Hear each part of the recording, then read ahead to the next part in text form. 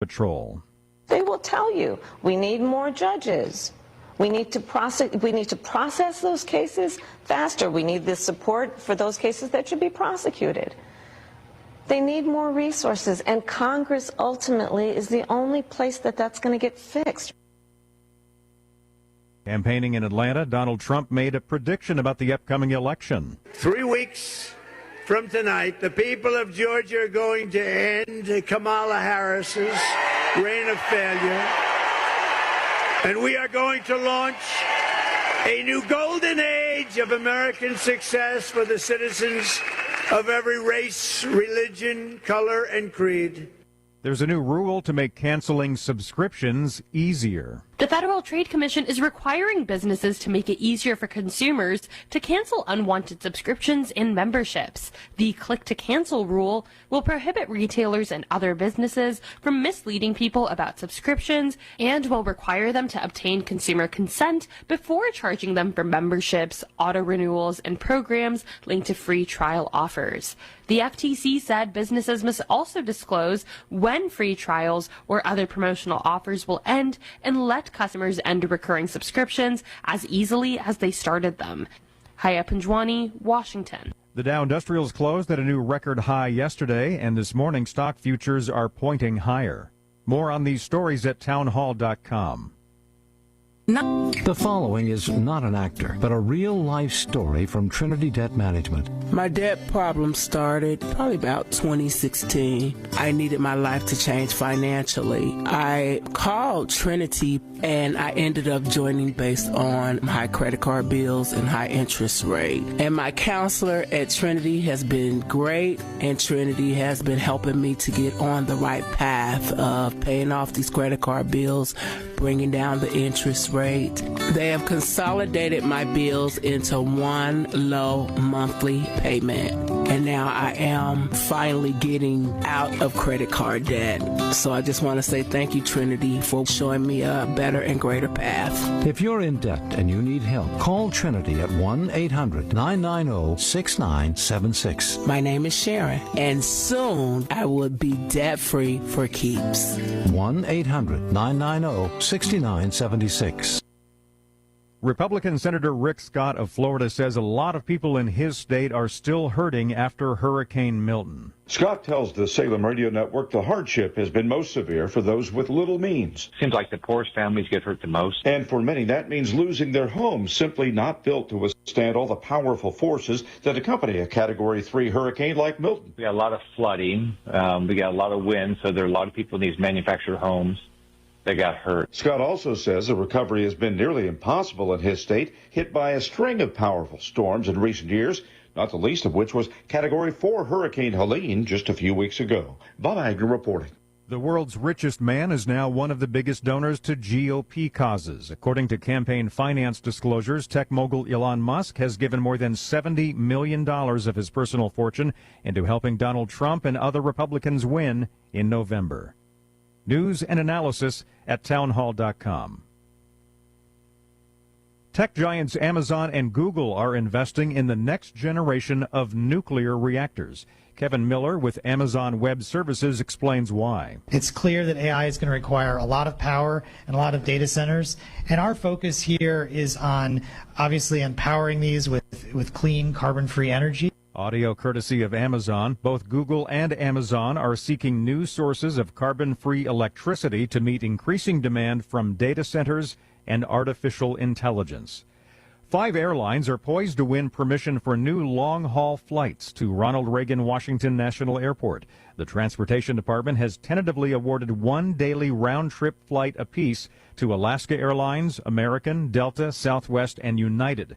Congress approved adding the flights to the airport, where federal rules limit the number of flights longer than 1,250 miles. More on these stories at townhall.com.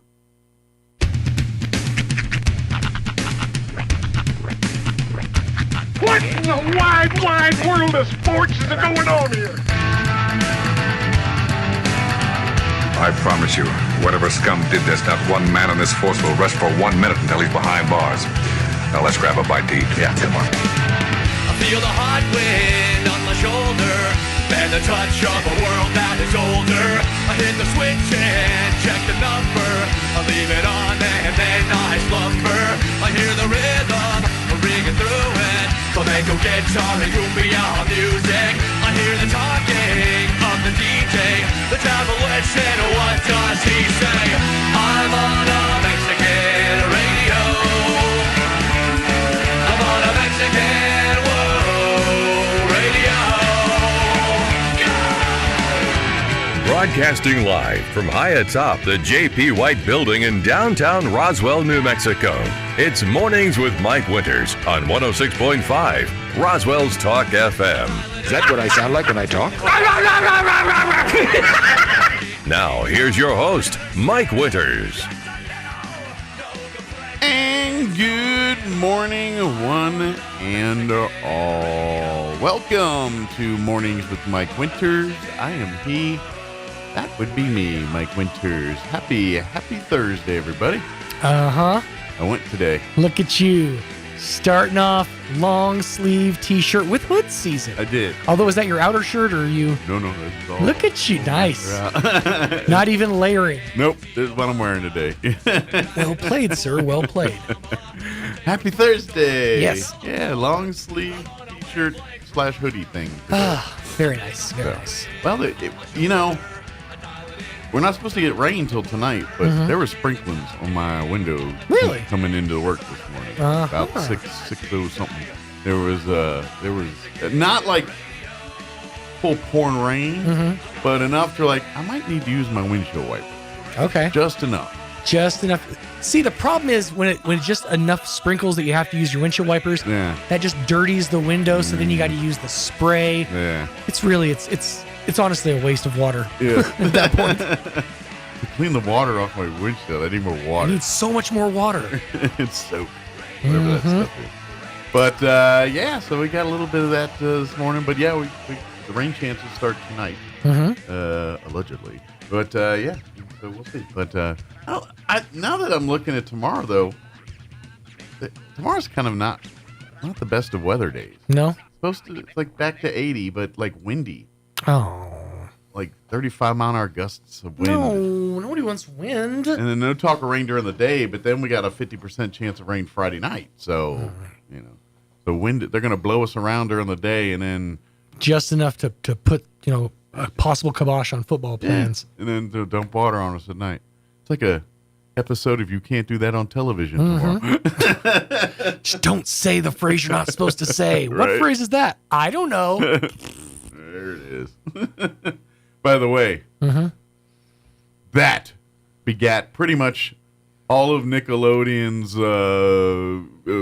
pretty much marketing and everything else. All the green slime, all the thing that Nickelodeon, you can't do that on television. And it wasn't even a Nickelodeon show. It was originally a Canadian children's show. Yep.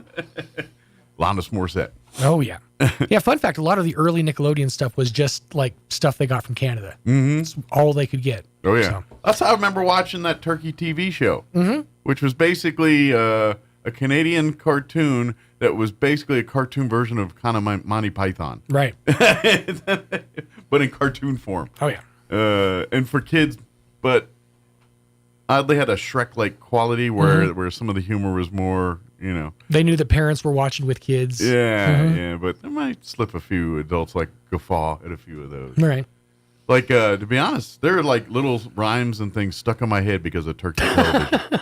Really? Yeah. Fish heads, roly-poly fish heads, fish heads, eat them up, yum. That was a Turkey television. I forgot that was a Turkey TV one. At least that's where it came to my world was Turkey TV. Because that was a big reference a few years ago on like the internet. People were doing the fish heads thing. Yeah. That's right. I'm not sure if something begat it before there. It came into my world through Turkey television. It's where I learned of it. That's right. That was my portal into the world of fish heads. It's like it's you get kind of embarrassed when you tell somebody that a very famous or like legendary actor, the first thing you ever saw him in was something terrible. Right. Like, no joke. The first Arnold Schwarzenegger movie I ever saw, Last Action Hero. Wow. Yeah, it wasn't exactly the most glowing start. Everybody's doing Terminator and all these. Like, Last Action Hero was amazing. Like, wow. Honestly, as a kid, I loved that movie. And to be honest, it was great. The movie in and of itself wasn't as bad as people said it was. But that thing got so much hype, so much, like they put so much build on that thing. It was like Guns N' Roses' new album. Like the way they treated that thing. And for people like, what are you talking about? Guns N' Roses promised for about 30 years a new album. Chinese democracy. And that Last Action Hero was kind of like that, if I remember I'm pretty right. sure they got democracy in China before we got Guns N' Roses' Chinese democracy. Yeah. Right. Yeah, no, so that's also funny because it also triggered a point in my life where, and maybe this is still a thing, but a movie would come out and then a book would come out. Not a movie based on a book. A la Forrest Gump. Book based on the movie. Well, no, because Forrest Gump was a book first. Oh, was it? Yeah. I thought the book came out after the movie. No. Forrest Gump was a book, and there's a lot more that happens in the book than what happens in the movie. The book version I saw was like on the shelf at Target, and it looked like it was about that thick. I read, this happened to me twice, okay? So I saw the movie Last Action Hero, and I read the book based on the movie. And I got to tell you, the book was better. It was better. Based off the movie? The other one that I did that, and I wrote a book report on this one. Cable Guy. Cable Guy. I read the book based on the movie for Cable Guy. Who's writing a book on Cable Guy? And you know what? My teacher didn't believe me. I had to bring the book in to show her. See, this is the one I read. And did the cover have Jim Carrey on it and everything? Yes. Like a scene from the movie? The exact one you're thinking of. The blue screen, Jim Carrey face holding the cable. Yeah, that was the cover of the book. I remember that vividly. I can't wait for the book New Jack City to come out. What are you reading, Predator? I'm in the middle of The Hobbit. Oh, the book that the movies are based on? No, this is actually the book that's based on the movies. Right. They rewrote them. That's right. It's just a script. Spaceballs the book. All right, I got a big interview, or a long interview this hour, so I'm gonna get the hour going. Yep. And we do, of course, have a full slate for you. We're going to replay an interview we had earlier this week with Elliot Rodriguez from Lone Depot. Along with him was some of his guys over at Lone Depot, JC and Luis. They're having their big open house tomorrow. Tomorrow, beginning, I believe, at about 11:30 at their new. I say open house. It's kind of a ribbon cutting grand opening of their new Lone Depot office here, which is in the Plaza West building there on 2nd Street. And so we had a great conversation talking about the grand opening and what they do and all that. So we're going to play that here for you in just a few short minutes. Paul Gessing with the Rio Grande Foundation is going to join us in studio. Haven't talked to him in a minute. And certainly every time I talk to him, it's been on the phone, I think. Really? Because I've only really met him like in person once or twice. I've talked to him on the phone a bunch, but I've only met him like in person once. This will be a rare occurrence. So we'll talk with Paul Gessing on that. I believe he's got an engagement in Hobbs today, so we caught him passing through. And so we'll have a conversation about Paul and with Paul, not about Paul. With Paul about... you stay out there. We're talking about you in here. Great guy. Great guy. You can hear everything we're saying. Right. And in my head, I also went Paul McCartney. So I went British. I was like, hello there, Mike. But anyway, but Paul will talk a little bit about the election, New Mexico, politics. Rio Grande Foundation is it's a watchdog group. They kind of, it's nonpartisan. They talk politics and keep watchdogs, keep fingers on pulses of things like that. So, but it's his group, and so we'll talk politics with him and election and all that. And then in the 9 o'clock hour, we'll have the folks from the district attorney's office from the 5th Judicial District. I believe it'll be Gina Yeager, but I'm not 100% certain. And talking DA dogs and all that with us, but I'm not 100% certain. But someone from the DA's office will join us. So, in the 9 o'clock hour, you're also having a watchdog group, a group that watches a dog. Allegedly, maybe. Possibly. I'd like to start a watchdog group that's whole thing is just watching dogs. Dog watching group. Yeah, we're a dog watching group. We'll just call ourselves a watchdog group. Sure. I mean, people can watch People watch birds. You never hear about a group of whistleblowers getting together and actually blowing whistles. I'm just saying, we need to bring it back to the reality of it all. That would be hysterical. If someone started the Roswell Whistleblowers, and they literally stand in Cahoon Park on Saturdays blowing whistles. Yeah, there's various whistles. Some got the slide whistle. whistles. Whistle. Yeah, one's got like a train whistle. Yeah. It's... I can't even... We don't have time, but it's that clip that Gene sent the other day of all the different laughs on stage. Yeah. There's a clip that went viral several years ago. These very unique laughs. There's like 10 of them on stage. And then just one starts laughing, and that makes everybody else start laughing in their own horrible, unique laughs. And then it just spirals. Yeah. If I remember right, yeah. Who laughs like you? What is wrong with you? Yeah.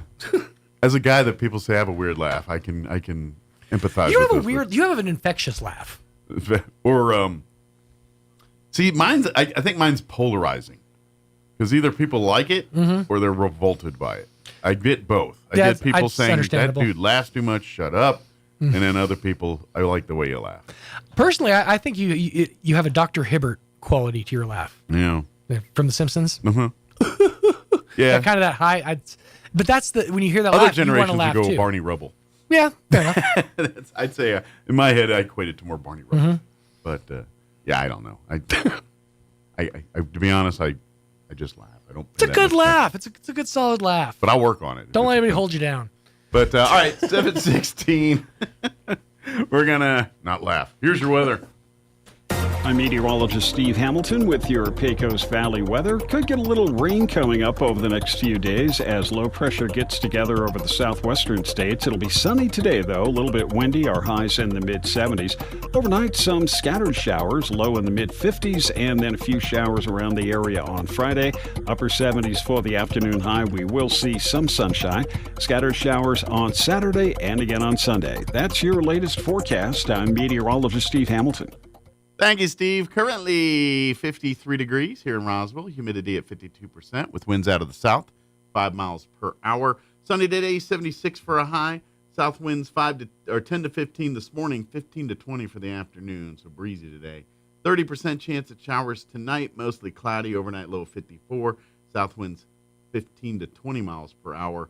Friday, we are looking at, not talking of rain during the day, but sunny and breezy, 79 for a high. South winds 15 to 20 early, 20 to 25, gusting as high as 35 miles per hour by tomorrow afternoon. Tomorrow night, we're looking at a 50% chance of showers and thunderstorms, mostly cloudy, 60 for an overnight low. Southeast winds 15 to 20. And then for the weekend, a 50% chance of rain Saturday. They do throw in some of those storms, could be severe, cloudy with a high of 75. Winds out of the south 15 to 20. So looks like Saturday could be a little hairy, too. And then Sunday, we're looking at a 30% chance at showers and thunderstorms, partly cloudy, 79 for a high there. And then looks like after Sunday, no talk of rain, just sunny skies. Looks like highs settling in the low 80s next week. All right, 7:18, quick break, and then we're going to play our interview with Eli Rodriguez and his team from Loam Depot. That's up next.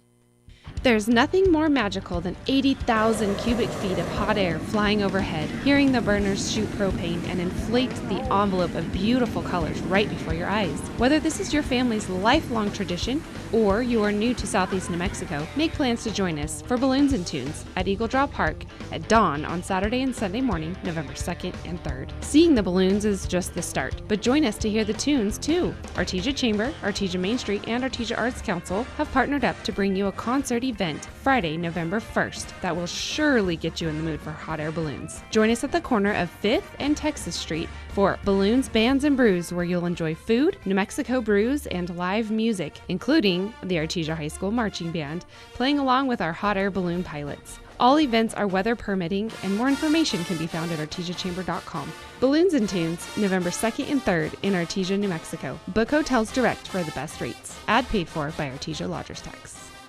As the election approaches, it seems that all sides need a strong dose of kindness. The Apostle Paul writes a letter where he shares how to live in the Spirit. He calls us to follow one of the greatest commands, to love your neighbor as yourself. The very next verse, he writes this: If you bite and devour each other, watch out or you will be destroyed. How fitting is that for our present age? Instead of getting bogged down by the ugliness of the world, we're called to live by the fruit of the Spirit, which is love, joy, peace, patience, kindness, goodness, faithfulness, gentleness, and self-control. A quote by Mary Davis reads like this: "Bring love wherever you go, shine light wherever it's dark, leave blessings wherever you've been, be kind wherever you are." As we go through our lives, we're never going to agree with everyone, but that doesn't give us the right to feed the meanness and destructive behavior around us. If you have to choose between being kind and being right, choose being kind, and you'll always be right. Join us at the Country Club Road Church of Christ for worship at 10 a.m. on Sunday, located on the corner of Country Club and Washington in Roswell.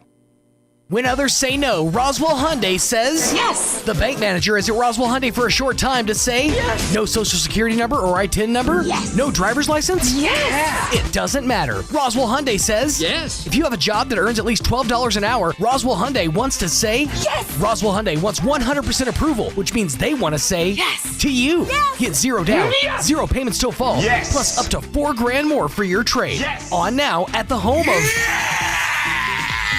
Roswell Hyundai, 1909 West 2nd. Yes!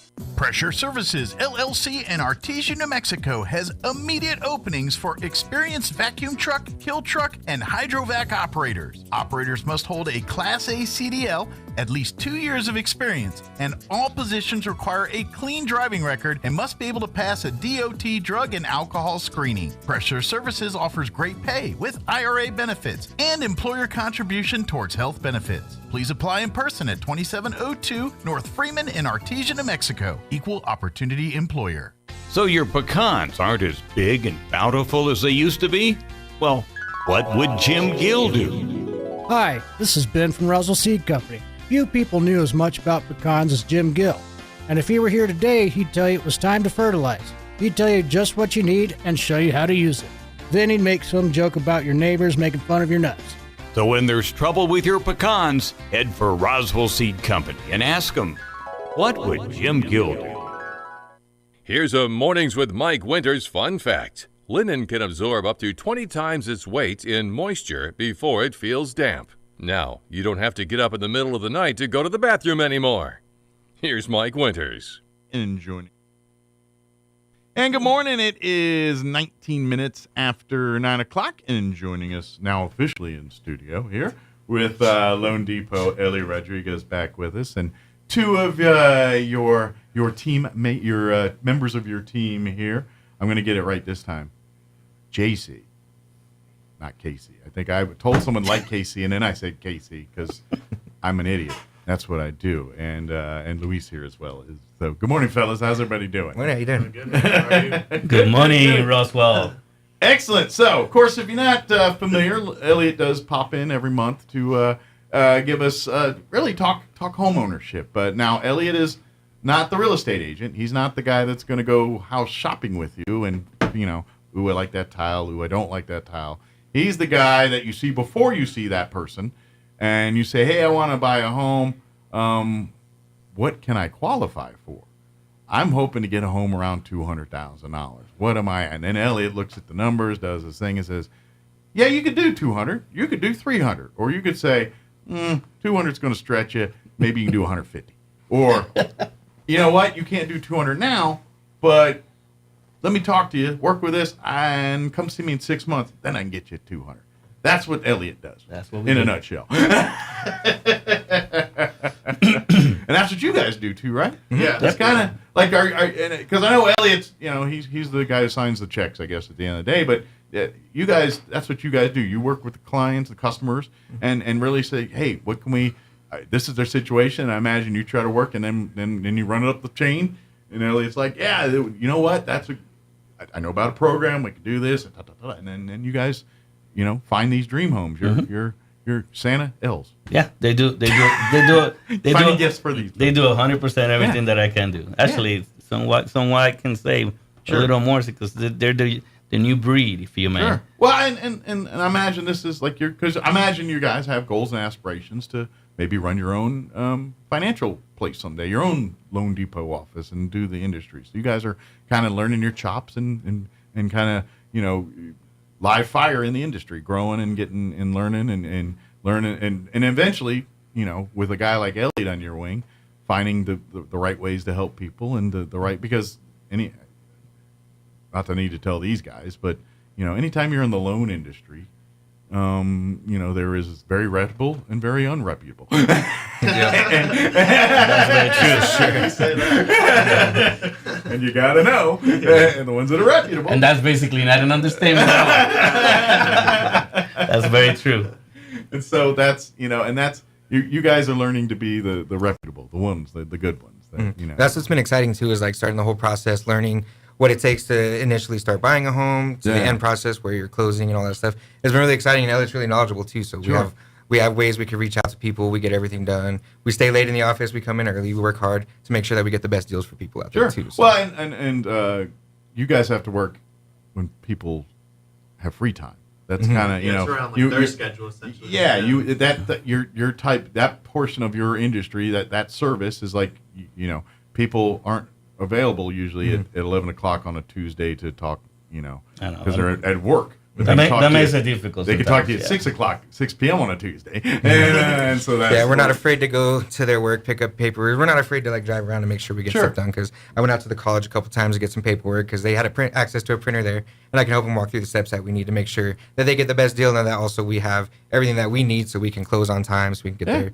their business established, and so we're all set to go. That just kind of brings up a point. Like a lot of times you deal with your loan, especially if you're dealing with a company as big as Loan Depot, but sometimes when you get into these other companies, then you have to go through the gauntlet of the phones to get that piece of information. And quite frankly, it's confusing. I'm like, I don't know.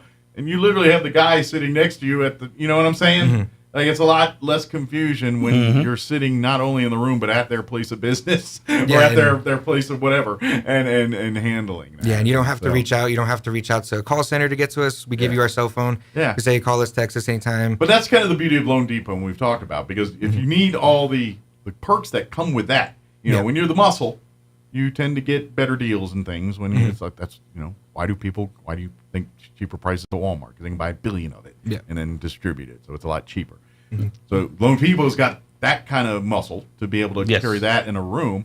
But conversely, you don't have to go through the gauntlet of who, what, where, and press 1 for Espanol or press 2 to speak to, for your account information. No, I hear you. Press big time. You call Elliot or you go to the office. Now I got a brand new office. I encourage you to go check it out. That's the whole point of this. And literally get that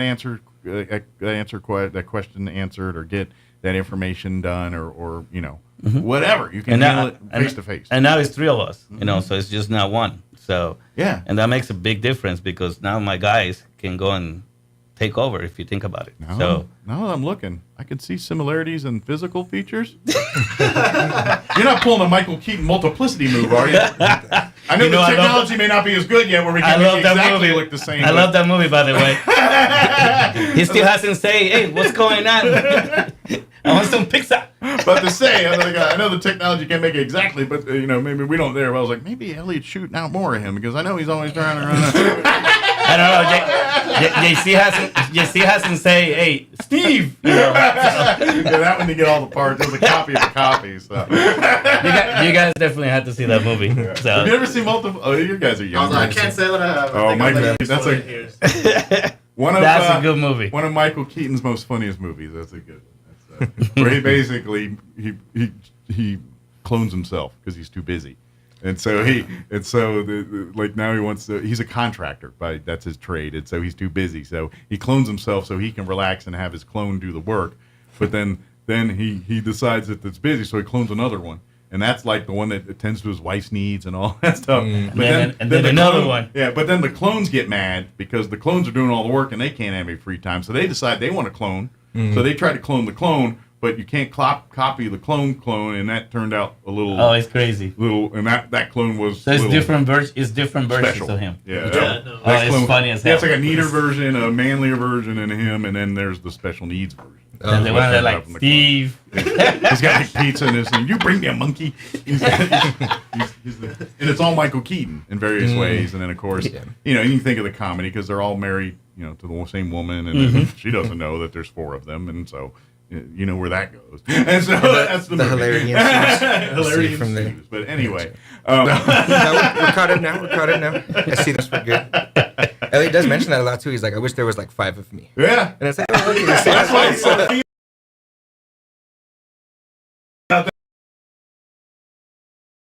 more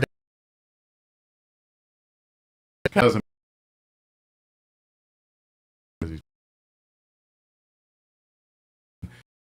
sweet.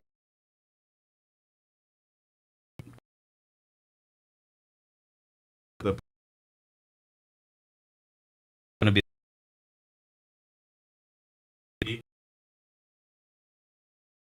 down.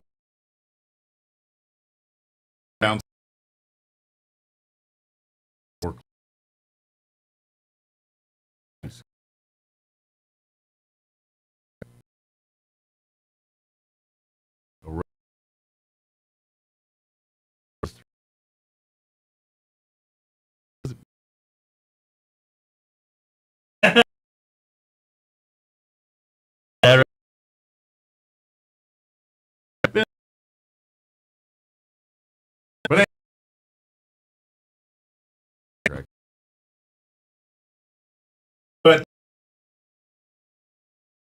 you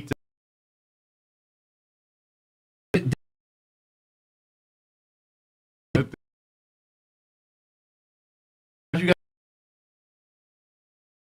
from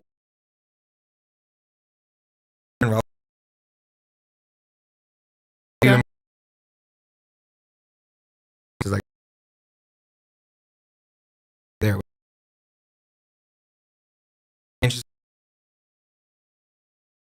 Still in the,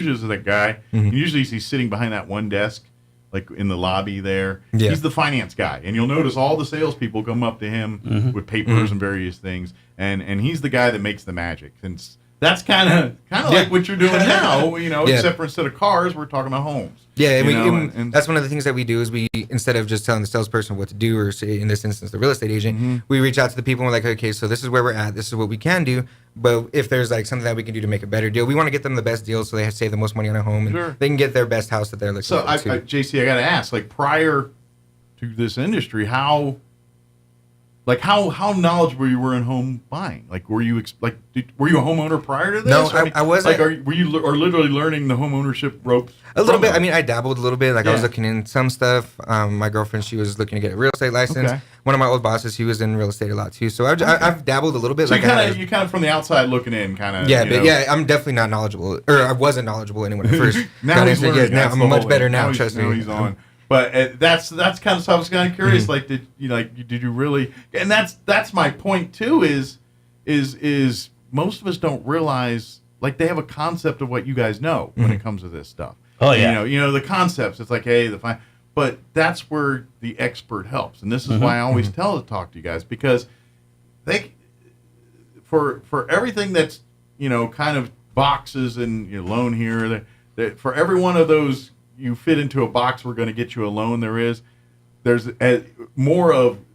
more customized into it. So it's like, okay, but wait, we can't get you this angle. But guess what? You're a teacher or you're a firefighter. There's loans that way. Or, oh, by the way, you're a first-time home buyer. Great. And you're a veteran. Okay.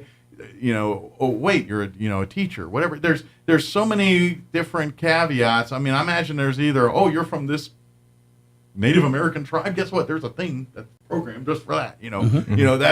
That's where you guys can find those kind of things. It's kind of like scholarships for college. They can find you money if you know where to look. And that's where we excel too, because we go the extra mile to make sure that we're finding the best deal for you. So Sure. if there's a product that's out there, I mean, if we have to do research on it, if we have to spend some time looking for it, whether it's with our underwriters, whether it's our processors, if we have to go even higher up to like our bosses that are like on the corporate level and stuff like that, we make sure that if there's a deal that we can get for you to make it work, sure, we'll go the extra mile to make sure that we get the deal for the people that are out there, because we want to work hard for them and we want them to have a good experience and also save the most money to be the most beneficial. Kind of what Elliot says here, he's like, I'm not selling you this house. I'm hoping to sell you. I guess I did get a clone. Yeah, I was say. Jesus. Salesman's over here. Holy crap! I like that. I think he's going to bring you know you what? a monkey, We were. No. Let me tell you something. Do I sound trustworthy? That's the question. I remember him coming to me at the grocery store. Mm-hmm. I'm like, Elliot, I want to talk to you. I was like, I want to ask you about an application, but not a house application. Are you hiring? Yeah. And that's how I kind of got started. Then we started talking. Then we started talking. Yeah, you know, because we were going back. That's how life happens, though, man. Oh no, let me tell you get something. in that room and you're just there, you know. I've been saying it. I'm looking for people that really wants to strive and do this thing. Okay. Yeah, if you got the desire, you'll put the knowledge in them. And then he goes, I'm gonna go and take the class. I'm gonna do this stuff. And then he came back and told me, hey, I'm doing it. It's like, I'm over here like, wow, you know, and like, good. And then we just did training in Albuquerque just last week. And the teacher he was the newest loan officer. So he was like, you're my favorite today. And he actually answered the questions without no problem. I was like, I'm so proud and everything is like, it's so awesome. Iron sharpening iron there a little bit, right? No, but you know what?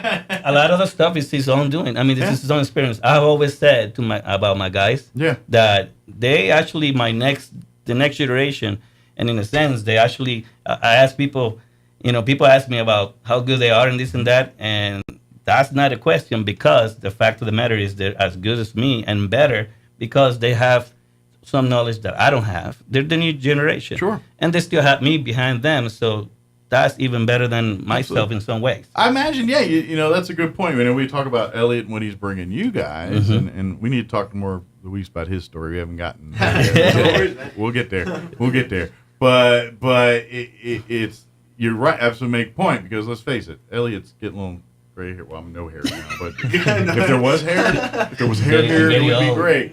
And you know, and this was what it's gonna happen to you guys too. You don't see it yet, but give it about 10 years, and you're gonna be like, oh, in this industry, it'll probably be like 5. You're gonna turn. Where you'll notice is you'll turn on the Grammys or something like that, and you're like, I have no idea who these people are anymore. And that's you're like, oh man, what happened?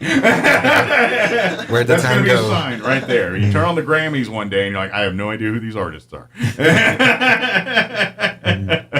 But anyway, but you know he's in that. But like you guys are more tuned into what's popular trend, what pop culture and what's going on, and that does play a part in that because let's face it, especially for first time buyers. They're going to be close to your age and his age, more than likely. And so you're going to be able to jive and sync and understand their needs and wants.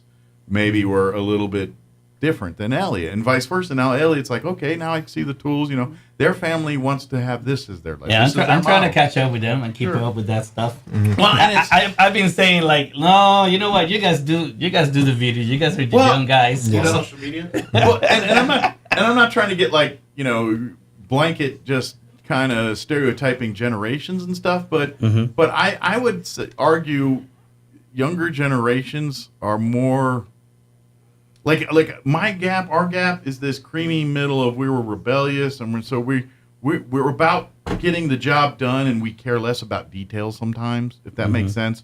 Where I think your generation is much more detail driven. Yeah, like you like the details. The details are what make this the thing, and that's not a bad thing all the time, is what I'm saying. I think that makes a better product, that makes a better thing. Correct. But we kind of grew up in the generation of hold my beer, we got a fire, throw on my hose, let's get it done. We're just and you know what?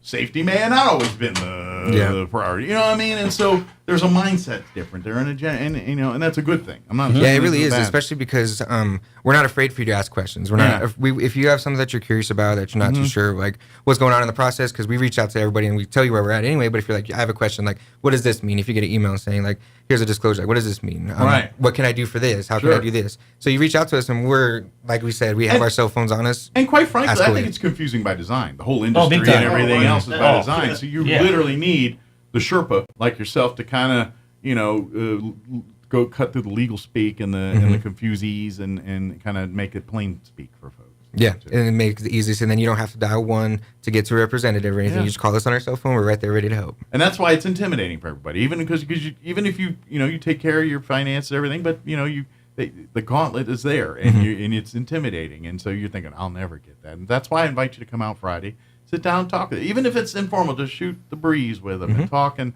set the table for some of this Mm-hmm. stuff. So and we'll be there. I mean, we're always going to be there. So your turn, Louise. Let's put the spotlight My here. turn? Yeah, talk a little bit about where are you from? How did you get here? Well, I was born in California, so I didn't move to Roswell until I was like 6 or 7. So Okay. I got Northern, raised here. southern, what part of California? I was in Whittier. I would say that's probably. That's like where Western, southern? I don't. where I don't know, Nixon's to be people, honest right? with you. Isn't it Nixon from Whittier? You know, like all those movies sounds- about with Nixon. sounds about right. Oh, we're back in Whittier. that's how I heard that name from. But I grew up here. I Okay. graduated from Goddard in 2019.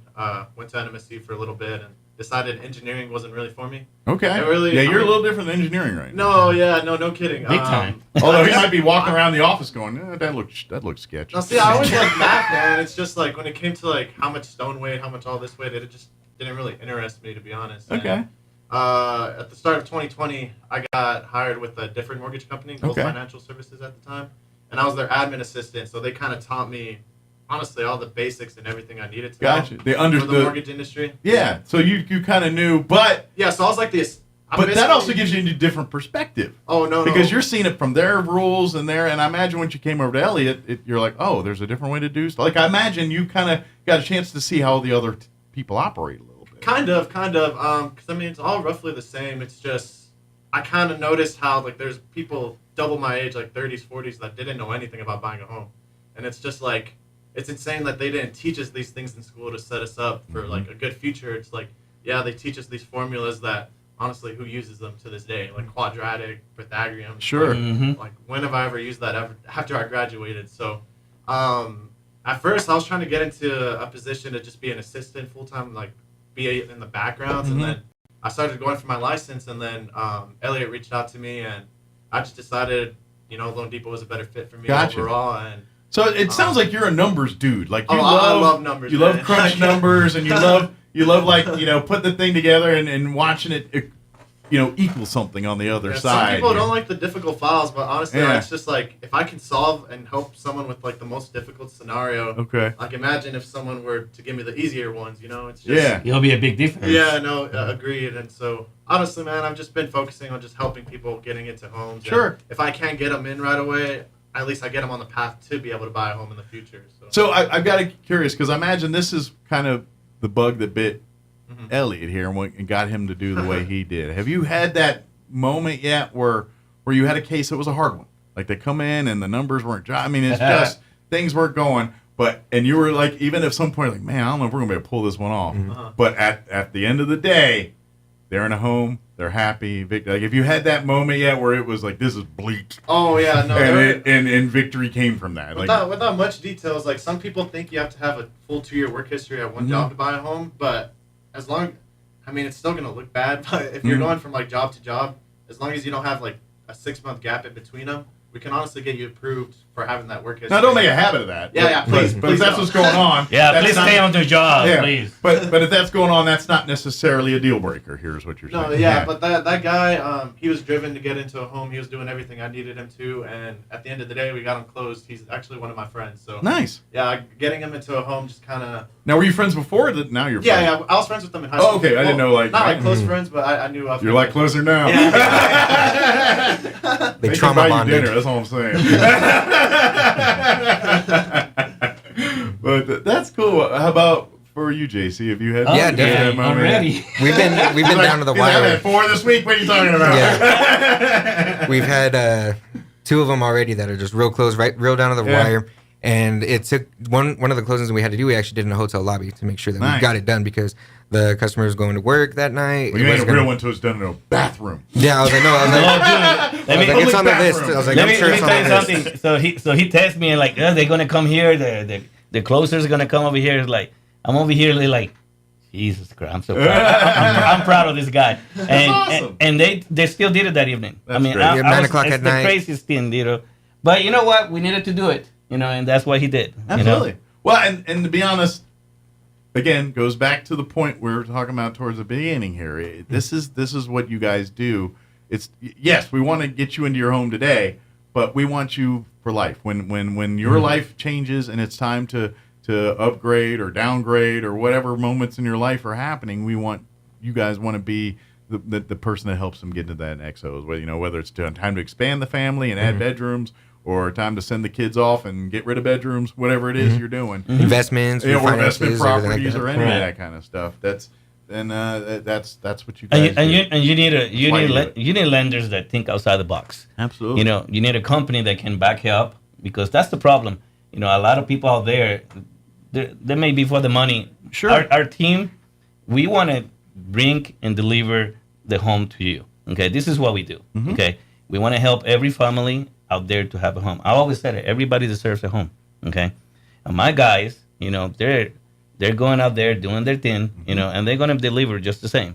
All right, and make sure that stuff happens for them. Sure. And that's the very important thing, because like we were talking, I know we were joking about, cloning myself and everything, but I'm trying to teach them, and I want them to be even better than me. Well, and deliver, You legitimately are a victim of your own success a little bit, where you've got a client base that is broad and big, and quite frankly, there's not enough of Elliot here. And this, so to have these guys come in and go through, to be honest, this, to me, it's a bit, because in my opinion, more agents should be like you. When it comes, it should not be this cutthroat, oh my gosh, sweaty palms experience to get approval on a loan for a home. I mean, and I get it. Life, and I mean, there's already enough stress there. Why add a guy who's trying to give you a runaround, or not being anything but really trying to navigate you through this. And we try. So, we really try to help everybody out there, guys. And so to have like these guys kind of learning through you, I'm going to guess, a few years down the road here, they're going to hang their sign on outside the door here someplace, and be able to provide that service, whether it's here in town or next town over, or wherever life takes these guys. I'll take over. Yeah. And it's like not anytime soon, but I'll take somebody to take over for the office. That's right. Give him 20 years when his wife physically says, "Get the heck out of the 20 office." years too long. At some point, you've been saying that forever, though. At some point, his wife's going to yank that leash and say, "Get out of here! I'm tired of you doing it." And then you guys are going to. Yep. So, but anyway, I do. I think that's what, and this kind of goes to the point of the conversations you and I have had over the years. All the time. It's your favorite niche is that first time buyer, the one that came in not knowing or not very confident they're going to get in the home, and at the end of the day, you're handing them their keys to their. Oh, somebody just tell them, "No, you can," and Team Roswell says, "Yes, you can." And to be honest, and obviously the financial times dictate this more than others, but certain companies and things don't, first time buyers, they don't look at that juice is worth the squeeze sometimes. You get an agent and say, "My commission's not enough on this, and I'm moving on. I'm not going to put the time and effort into something that at the end of the day is getting me half the money I could have got with another client." And that's where you say, no, that's not how this works. You know what? I'm your first home, and I'm going to make this a good buying experience, make this a positive thing. And then when that life thing happens, guess what? Oh, now they're more income. They're going to go that. Luis has experience on that already. Yeah, they've had a $100,000 home. Now they're going to buy a $250,000 home. And guess who they're coming to talk to? Not that guy that just told them no thanks and get him out the door.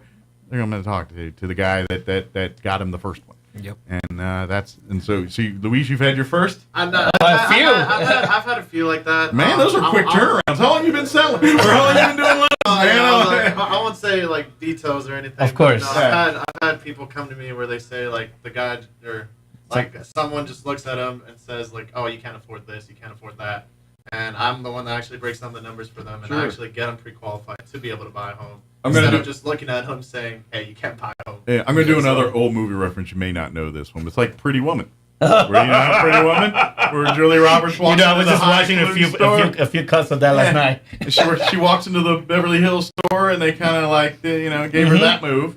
And then she turned around and Richard Gere dropped $100,000. He'll just take all that. Oh, I love that. One of them moves. And I love when she comes back the strip and she goes inside the store with a bunch of bags, all dressed up real nice, and asks the lady, "You get paid commission, don't you?"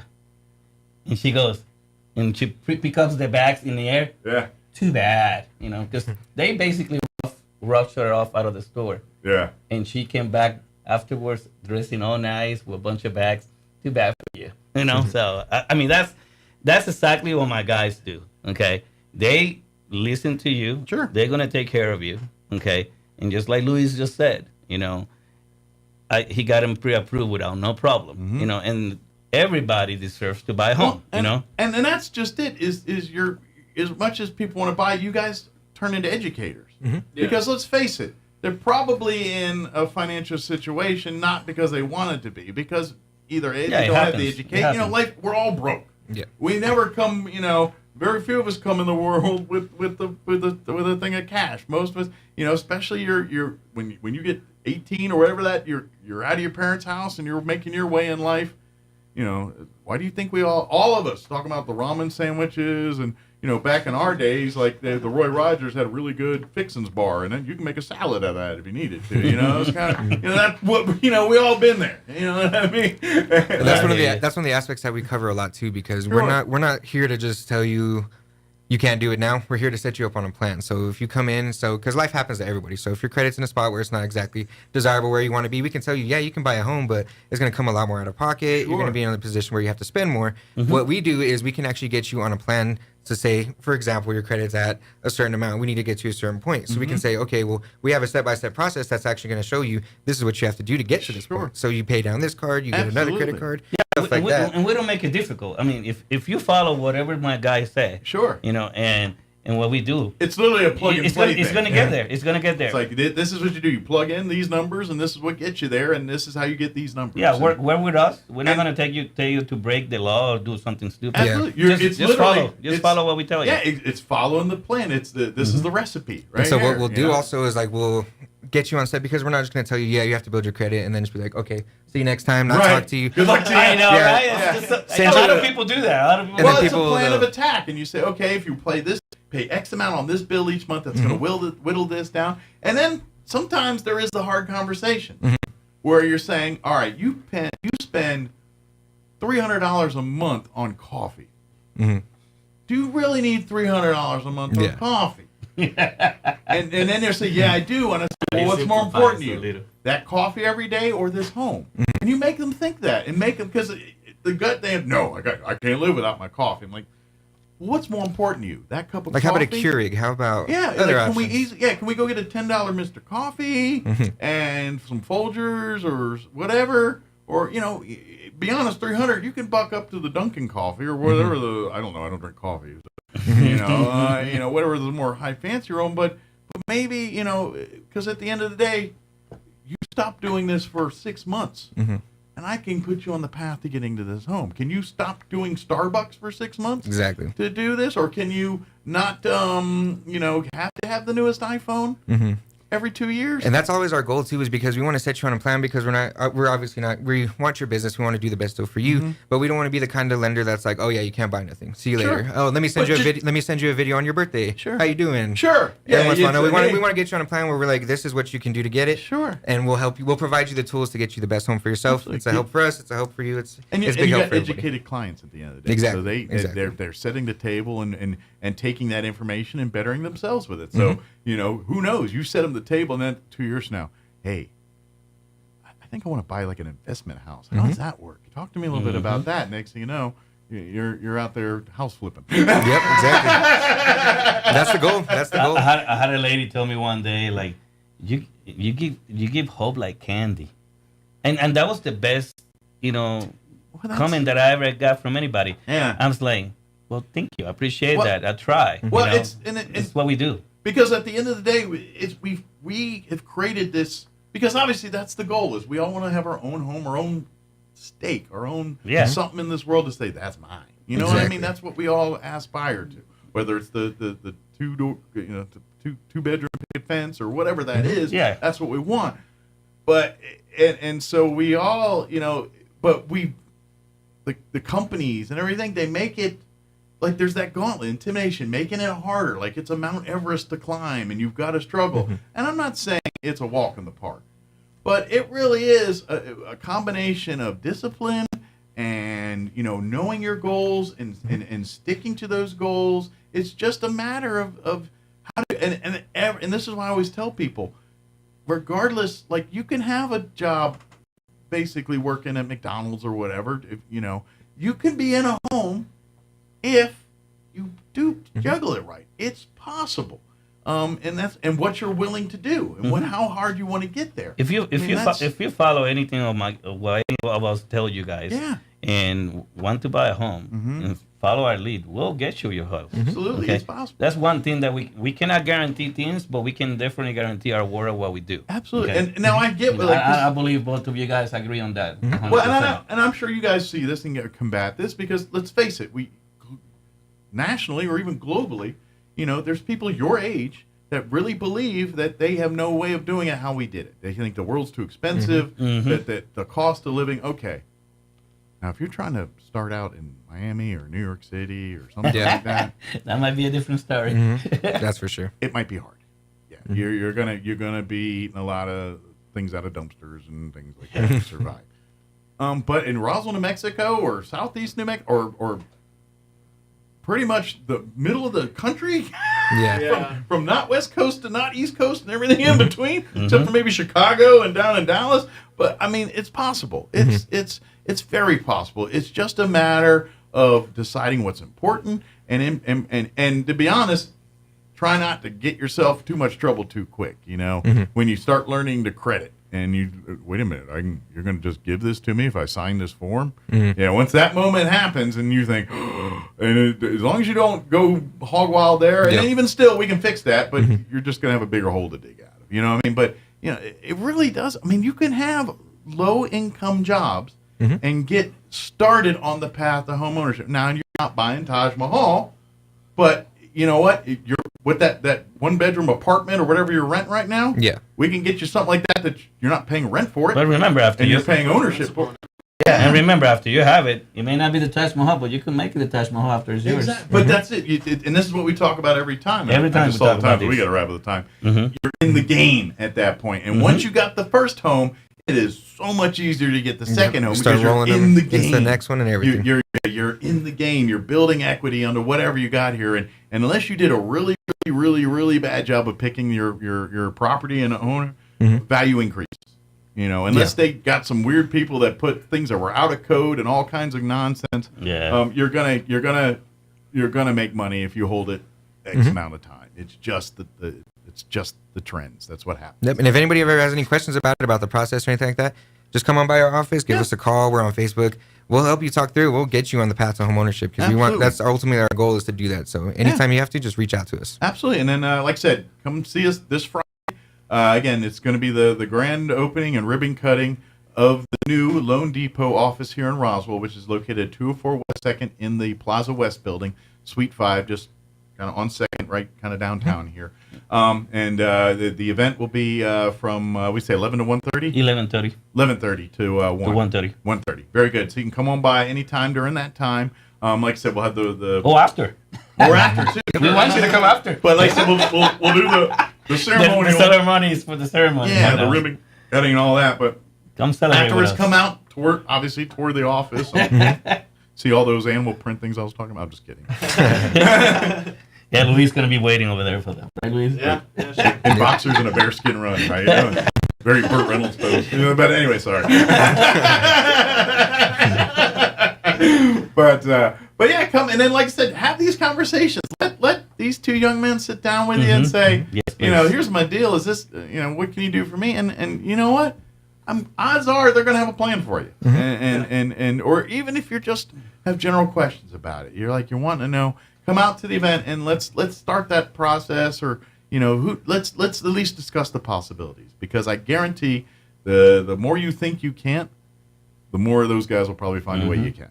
And we'll go the extra mile. We'll make sure, whether it's me, Luis, Elliot's years of experience, Luis's attention to detail, my problem solving, all of our stuff, we work together. So we're really here to help get the best possible deal for anybody. So when you come down to Roswell, you see our team, we're here to help you. So we're not jealous of each other. We're not going to be fighting with each other. We're here to get the best deal. So if we have to work with each other, there's no problem with that. We all get along. We all have a good time. So make sure you come down. We'll get you the best deal. We'll put you on the right track, and we'll get you your home. Absolutely. And who knows? One of these men might not only be selling you this next home, but next thing you know, your kids are out of the house. They're looking for their first home, and hey, go see JC. Go see Independent panel says the U.S. Secret Service needs fundamental reform. That's the conclusion after investigating the attempted assassination of Donald Trump at a campaign rally in Butler, Pennsylvania this summer. Without new leadership, the panel warns that another Butler can and will happen. On Fox News' special report with Brett Baer, Vice President Harris acknowledged border security has become a crisis. I have no pride in saying that this is a perfect immigration system. I've been clear, I think we all are, that it needs to be fixed. Harris also insisted that Donald Trump would be dangerous if reelected. And you and I both know that he has talked about turning the American military on the American people. He has talked about going after people who are engaged in peaceful protest. He has talked about locking people up because they disagree with him. This is a democracy. In Atlanta, the former president insisted that Biden-Harris border policies are devastating black and Latino communities. Kamala's migrant invasion, and that's what it is also devastating our great African-American community, stealing American jobs, crushing wages, undercutting the voting power of our own citizens, and bringing drugs, crime, and death to our country. And the African-American community and the Hispanic community is being devastated with the job. This from the Middle East. The Israeli military says it is looking into whether Hamas's top leader was killed in a military operation in Gaza. According to a statement from the military, 3 militants were killed in the operation, but identities had yet to be confirmed. Trading on Wall Street, the Dow ahead 146, the Nasdaq up 67. More on these stories at townhall.com. Here's an important message from the Diabetes Solution Center. Do you like pricking your fingers to test your blood sugar levels? No one does, but it's important to maintain your health. And now, by wearing a small remote device called a continuous glucose monitor, or CGM, you don't need to prick your fingers anymore. It's easy to use and helps you make more accurate diabetes treatment decisions. If you are testing your blood sugar 3 or more times daily, injecting insulin, or using an insulin pump, call the Diabetes Solution Center right now. And if you have Medicare or most major insurance coverage, you may be able to get a new CGM at little to no out-of-pocket cost. Shipping is free, and we'll even bill your insurance company for you. If you are testing your blood sugar 3 or more times daily, injecting insulin, or using an insulin pump, call the Diabetes Solution Center right now to learn how to end the painful finger sticks and get your own continuous glucose monitor, or CGM, at little to no out-of-pocket cost. Americans stepped up their purchases at retailers last month. Retail sales rose 0.4% from August to September, up from 0.1% the previous month. September represented the third straight monthly increase. Online retailers, restaurants, and grocery stores all reported higher sales. Correspondent Jeremy House also tells us that low unemployment, steady pay gains, and rising stock and home values helped sustain shoppers' willingness to spend despite higher prices. Ukrainian President Zelensky is seeking support among European Union leaders for what he's calling his victory plan to end the devastating war with Russia. Zelensky is in Brussels today addressing European Union leaders. He's also meeting with NATO defense ministers. Zelensky spoke by phone with President Biden yesterday to discuss Ukraine's updated war plan. News and analysis at townhall.com. Some of the lowest paid healthcare workers in California are getting a pay bump under a new state law. Workers' pay will increase to $25 an hour over the next decade under the law. Some workers will be getting paid that rate sooner than others. Critics of the law say it could pose a financial burden on healthcare providers. The law was originally set to raise worker wages back in June. Democratic Governor Gavin Newsom and lawmakers agreed to delay the legislation to help balance the budget. Many hospitals have already started to boost worker pay according to the law's original timeline. John Scott reporting. President Biden travels to Germany today, where he'll meet tomorrow with Chancellor Olaf Scholz. The White House describes the president as having a close relationship with Scholz, who early this year helped broker a multi-country prisoner swap with Russia. Mr. Biden will also meet with other European leaders while in Germany. More on these stories at townhall.com.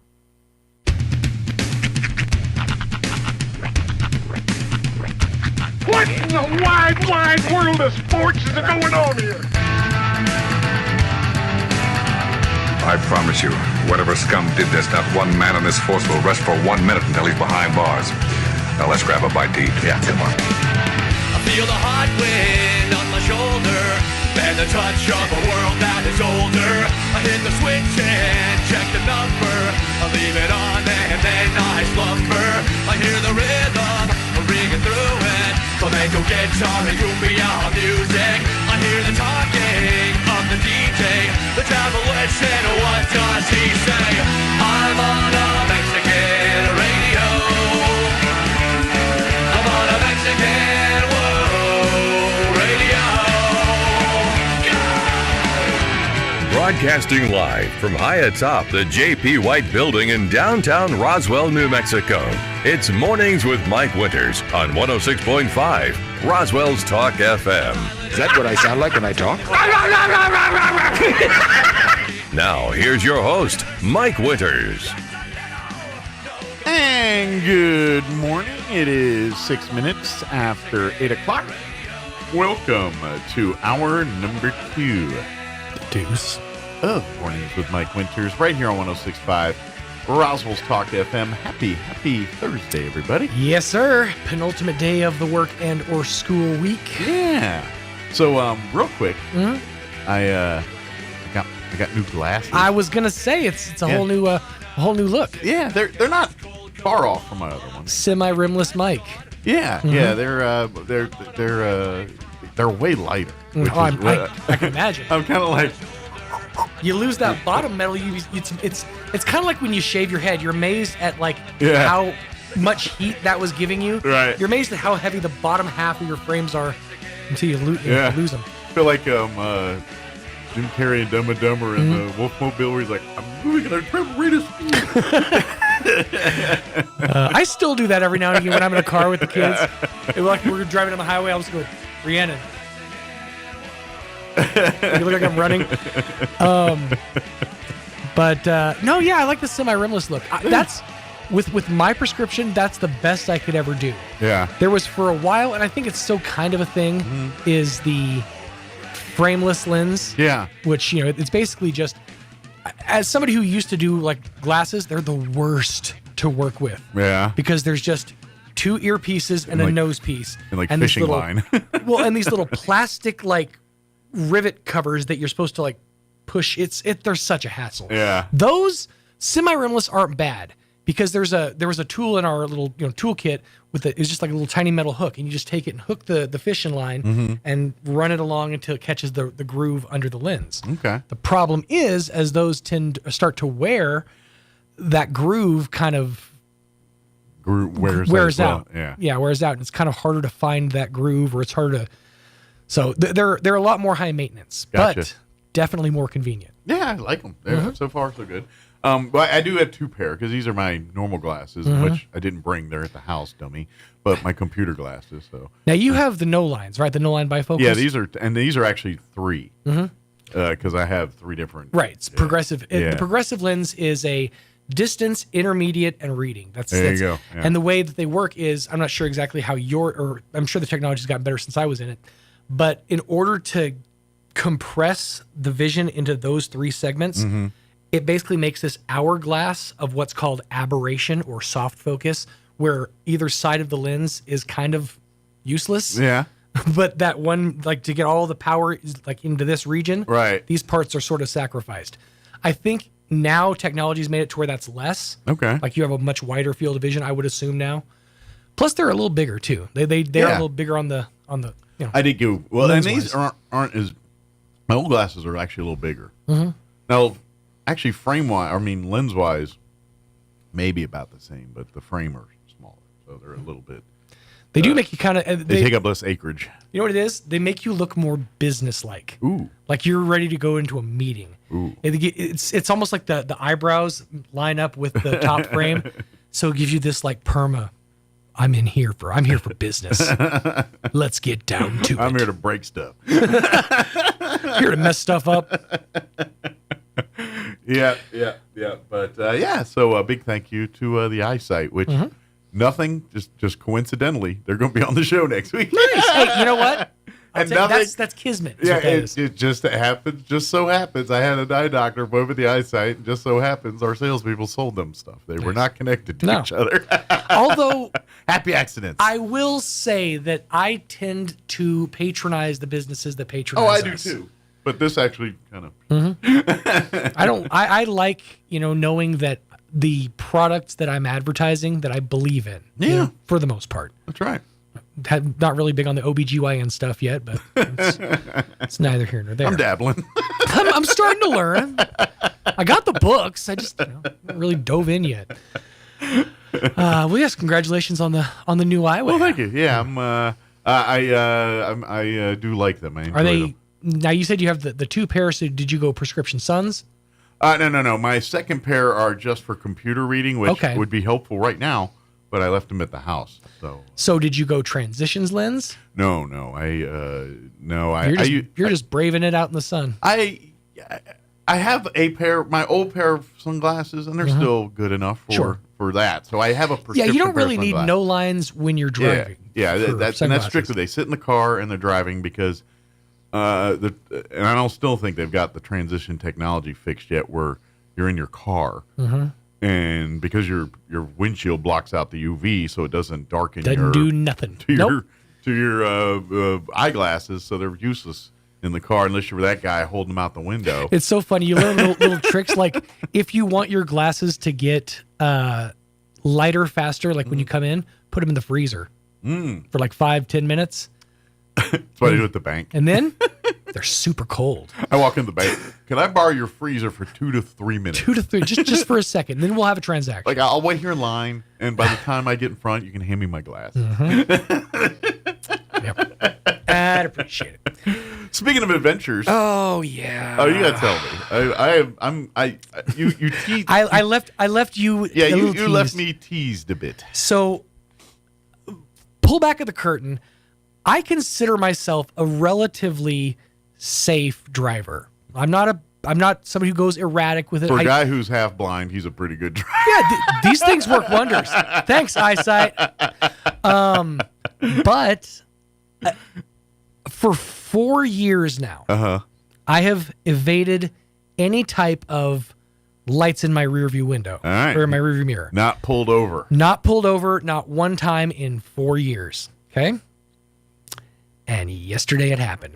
The jinx was broken. The cycle, the streak was broken. And, okay, it wasn't for a speeding infraction. It wasn't for anything other than, kids, buckle your safety belt. Oh. I got pulled over for a seatbelt violation. You were beltless? I was beltless. So I get him my license. I'm digging through my glove compartment trying to find my insurance and registration. Because again, I haven't gotten pulled over in years. Yeah. So I haven't needed it. Now, do you normally go beltless, or did you just happen to this particular moment forget to put your belt on? I plead the fifth. So, yeah, I got pulled over for seatbelt violation. Kids, don't be Sean. Don't be me. But luckily, thank you, technology, I was able to get my insurance information pulled up on my phone, showed it was current, and they said, yeah, that's what we're seeing too. So then, and he tells me after he walks back, now, the other thing, Rhiannon, who started riding in my passenger seat now, she's freaking out. Like she's crying. She's starting to kind of get really worked up. Sure. Because, when the police are there, she tends to think the worst. Sure. And I explained this to the officer, and I got to say big thank you to the Roswell Police Department. I said, my daughter's on the spectrum. She's just kind of overwhelmed right now. He said, I'll tell you what, I'm going to go back and process this while you look for the rest of that. I just, thank you so much. So he goes back to his car. I get her calmed down, and she's relaxed. There's one detail to this story that I'm leaving out. Yeah. I may or may not be driving on expired tags. Oh, no. And when I say expired tags, I mean that my tags expired in October. Of what year? Of 2021. So... Well, at least they're post-COVID. That's why I couldn't find my registration. Because you haven't got one. I haven't had one. Since, last president. No. And I knew this. I could have played the fool and been like, Oh, no, I completely spaced it. You can't space 4 years. No, that's a lot of spacing. Years. That's a lot of space. So he gave me a warning for the seatbelt, and I got a ticket for the registration. Yeah. He said, but honestly, just go take care of it. Bring that to the courthouse. It'll be fine. Yeah. So, might pay some late fees on that one. You think? At this point, I'm trying to figure out what my house I can pawn or sell to get the money to register my vehicle. So, yeah, that was the whole debacle. But kids, buckle your seatbelts. Don't be a dummy. So last time you got pulled over, you had your vehicle registered. Yeah. So let me guess. The last time you got pulled over, was it for vehicle registration? No, actually, the last time I remember the last time I got pulled over, I wasn't working. No, you know what? I was. I just started here, and I was on my way to Artesia, Okay. and I got pulled over on the way to a remote. I was late to the remote. I had to call Gene, and he gave me all kinds of. It was. Matter of fact, it was a Artesia Clean and Beautiful. It might have been an e-waste or something. But him and Miss Linda just sat there and destroyed me for 10 minutes on the radio. Yeah, giving you a bunch of cop jokes. And, but I have been pulled over since then. So yeah, I'm a very safe driver. Actually, that got me out of one in Artesia one time. Yeah. Yeah, I was. I was driving to do the morning show, and it was Fair Week. So we did the morning show out at the Eddy County Fair. Mm-hmm. And so I didn't take my normally when I go to Artesia, I drive downtown because that's where our radio station is on Quay Street, if you ever go there. Mm-hmm. But when you go out to the fairgrounds, you usually cut onto 13th and take 13th out to the fairgrounds. Right. So that was what I was doing that day, and I got into that area around the baseball field and the hospital where the speed dips and I didn't dip. Right. And so the guy pulled me over, and sure enough, I said, yeah, I'm the morning guy. I'm heading out to the fairgrounds. Oh, okay. And got me out the warning. Thank you, officer. But yeah, no, all went well. All went smoothly. I signed and as with Rhiannon, because she's dealing with any slight tick off of how it should go is going to send her off the deep end. So I was trying to absolutely, yes, sir. I signed everything. I smiled and shook his hand, and he went about his way, and it was fine.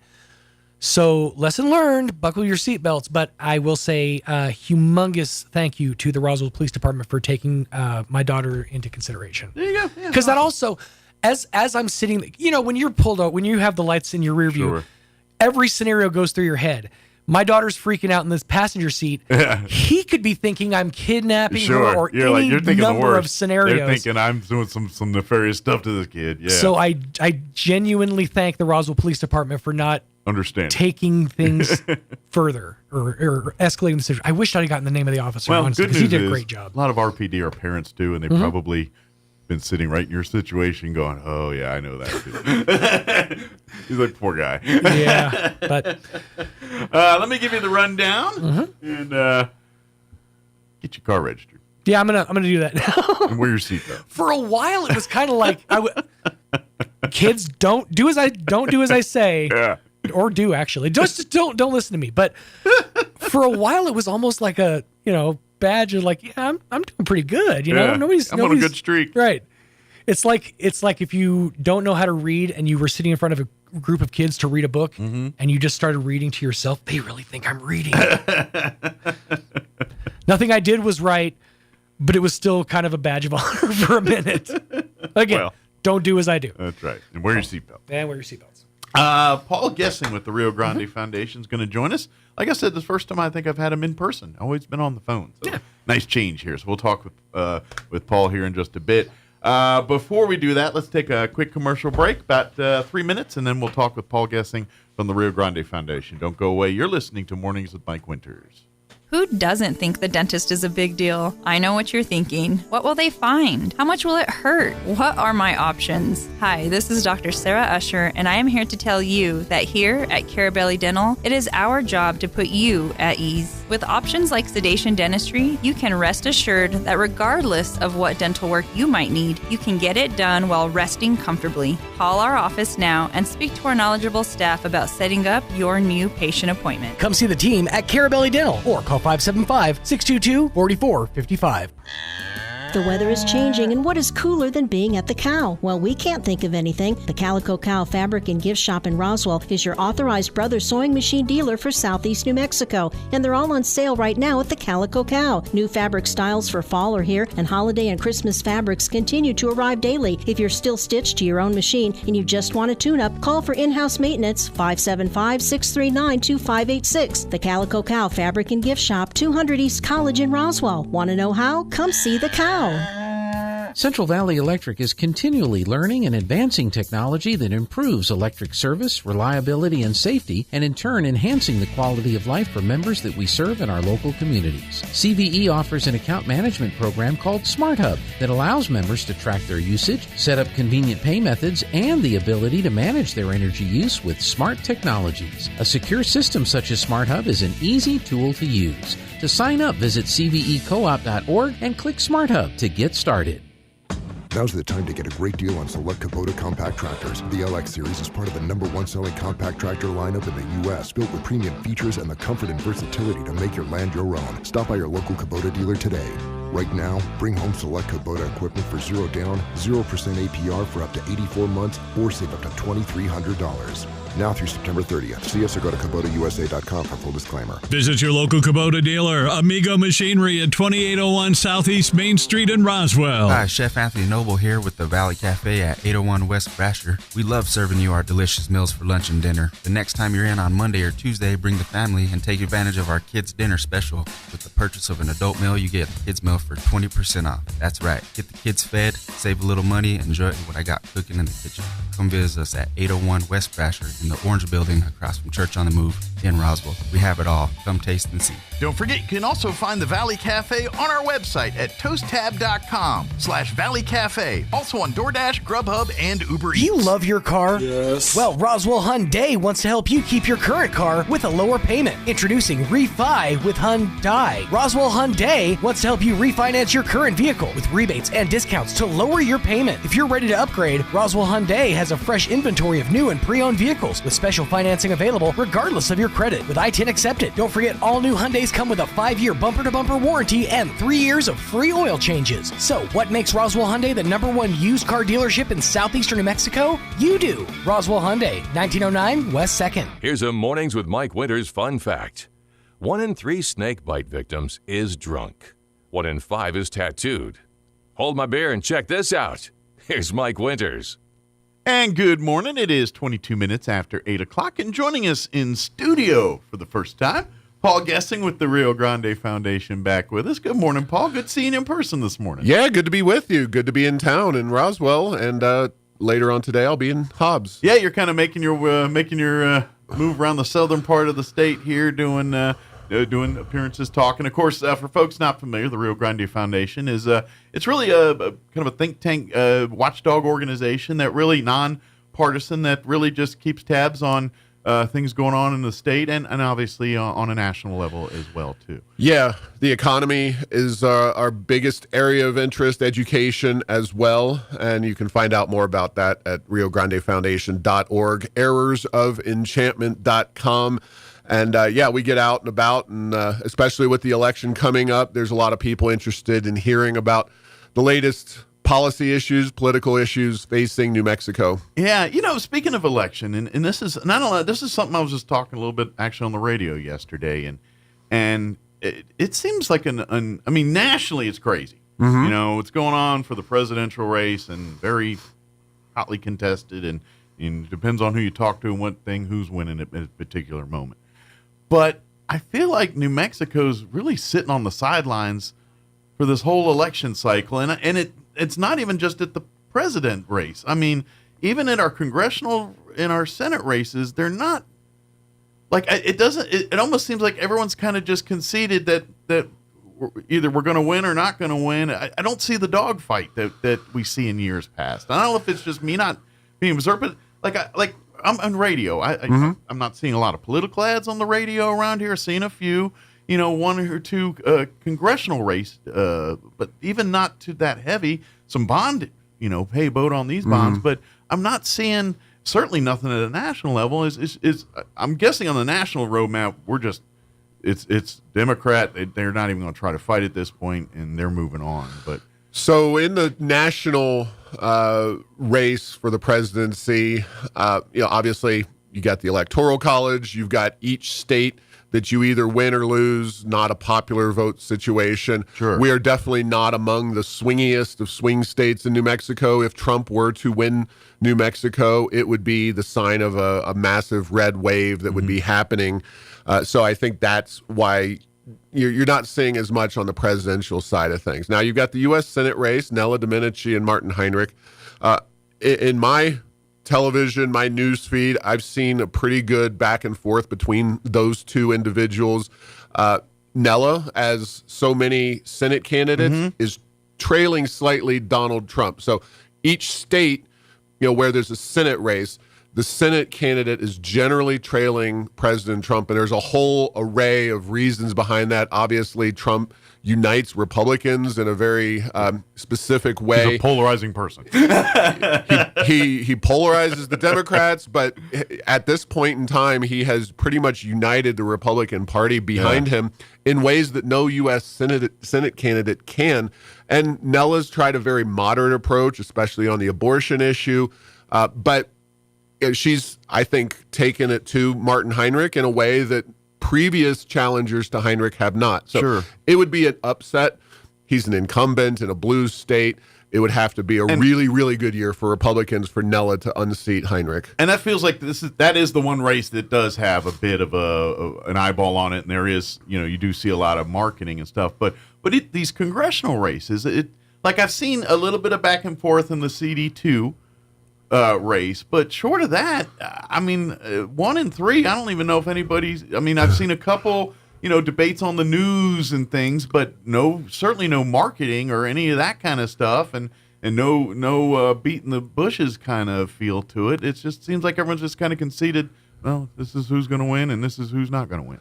So it's a combination of redistricting and Republicans struggling to find candidates. So obviously all of the attention really is focused across the state on the congressional race between Yvette Harrell and Gabe Vasquez. And that is a toss-up that will have a lot to say about what Congress looks like, the House looks like when it convenes in January. If the Republicans can win some of these 50-50 toss-up districts like Yvette Harrell's race, then they'll actually have a working majority. Right now they have an unworkable majority, a bare majority in the House. Melanie Stansbury, the CD1 district where Albuquerque is, that is a pretty safe Democrat seat. I was surprised in a Republican primary that we saw Steve Jones unseat Luis Sanchez, who'd run for office before, had pretty good name ID. I thought he was going to be a shoo-in, but when Jones won, Jones kind of hasn't really campaigned actively. I've met with Steve a couple times. He's a very nice guy. You can go check out a podcast I did with him at Tipping Point, New Mexico. Just Google that and then Steve Jones interview, and it'll come right up, and you can find out about him there. But when you're looking at a think tank's podcast as one of the primary marketing vehicles for your campaign, you're not really running a very strong campaign. And then, of course, the last district is the primarily northern district, which is kind of bled down into southeast New Mexico. That's a winnable seat for Republicans in a good year. Like if they had, if we have a red wave this year, you could see a Republican win that seat, but the Republicans have struggled to find good candidates to run in the northern New Mexico district. And it's Sharon Klasa-Shillage. She's a former representative. She's Navajo. She's a lovely person, but she's not really running an aggressive campaign. And that's just incumbent on the Republicans to put up a good challenger for Teresa Leger Fernandez. Absolutely. So, and this is something, obviously folks here in Roswell, we've had to pay with the redistricting now where, we were pretty much just lockstep in CD2, and that's just been our territory now, depending on which part of town you live in. You're in 1, you're in 3. If you're out in the Boot Hill, you're still in 2. So it's kind of, and people need to pay attention to that stuff. And, of course, with early voting now, this is why I tell folks, do your research, do your homework, and do get out there and vote for one thing. And this is something that we in Southeast New Mexico have seen. I'm sure this is statewide, but one of the biggest issues Republicans think here in this part is really voter turnout. When you look at Hobbs, like you're just in Hobbs or going to Hobbs here, and we're, that area, the numbers and voter turnout was major low the last couple elections here. Is that really a factor here where we're saying, if you want to see CD1 and 3, which now creep into some of these areas, is voter turnout the real? I mean, that's now that you are truly in a district where you're not the majority anymore. You know what I mean? Yeah, well, I had lunch with the clerk yesterday, Chavez County clerk. I sat right next to her, and she was saying that early voting turnout at the clerk's office has been on par with previous presidential elections here in Chavez County. Now, Chavez County wasn't one of the counties that really has struggled with turnout as Lee, Eddy, and Otero did in the last election. And if Lee, Eddy, and Otero had turned out at the statewide average in the areas that could have voted for Yvette Harrell would have still been in Congress for the last 2 years. Now, have they learned? Have they figured things out in those counties? Guess we'll find out. We'll find out. I do think the election denialism of President Trump and some of the voices on the Republican side of things, they have faded, obviously. They're not at the same level they were a few years ago, and I think that will help. Of course, southeast New Mexico, the far southeast especially, Lee and Eddy counties, the oil and gas producing regions of the state, they have more to lose from the crackdowns and the limits that folks from Biden to Kamala Harris to Martin Heinrich to Gabe Vasquez, all of those people are generally speaking hostile to the oil and gas industry. Now we've seen record production in the Permian Basin and pretty decent prices despite the anti-oil and gas policies, but how long do you want to roll with that kind of taking a chance? Because it's really been driven by the technology, the fines, and all those kinds of things that have made this such a good time period for the Permian Basin. Sure.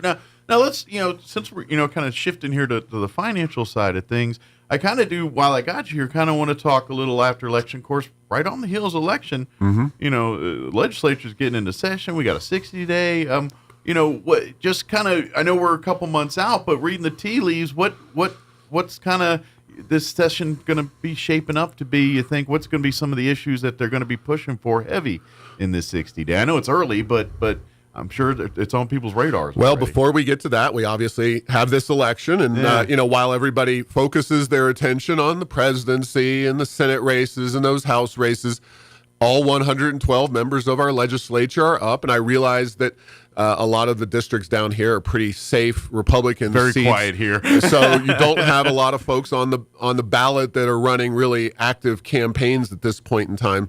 It's really up in Albuquerque and other swing districts across the state. But going back to the June primary with the Democrats, there were 11 Democrats that kind of stood up on things like paid family leave during the last session and in recent years, all in the House, that the Democrats then came after, including the governor and some left-wing interest groups came after him, unseated really 4 of those folks.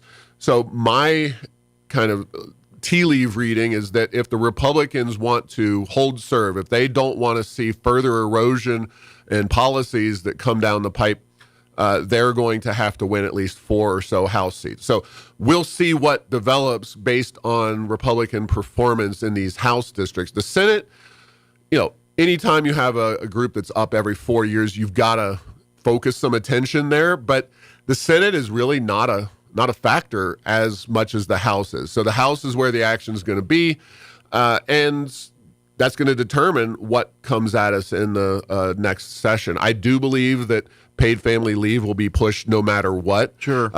We've got the clean fuel standard that they got last session, unfortunately. I think you're going to see some gun rights and anti-gun activity in the upcoming session. We've been talking about how we need to reform the gross receipts tax, how we need to make New Mexicans participants in this oil and gas boom and all the money that's flowing in here and what we could be doing with that money.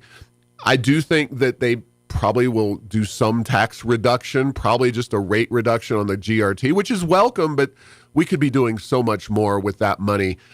So I don't know how it's all going to shake out. I do know that the governor has finally, after 6 years of pretty much just hard left progressive policies coming out of this governor, she put Rob Black in her economic development, in that position of heading up economic development. Rob is the head of former head now of the New Mexico Chamber of Commerce.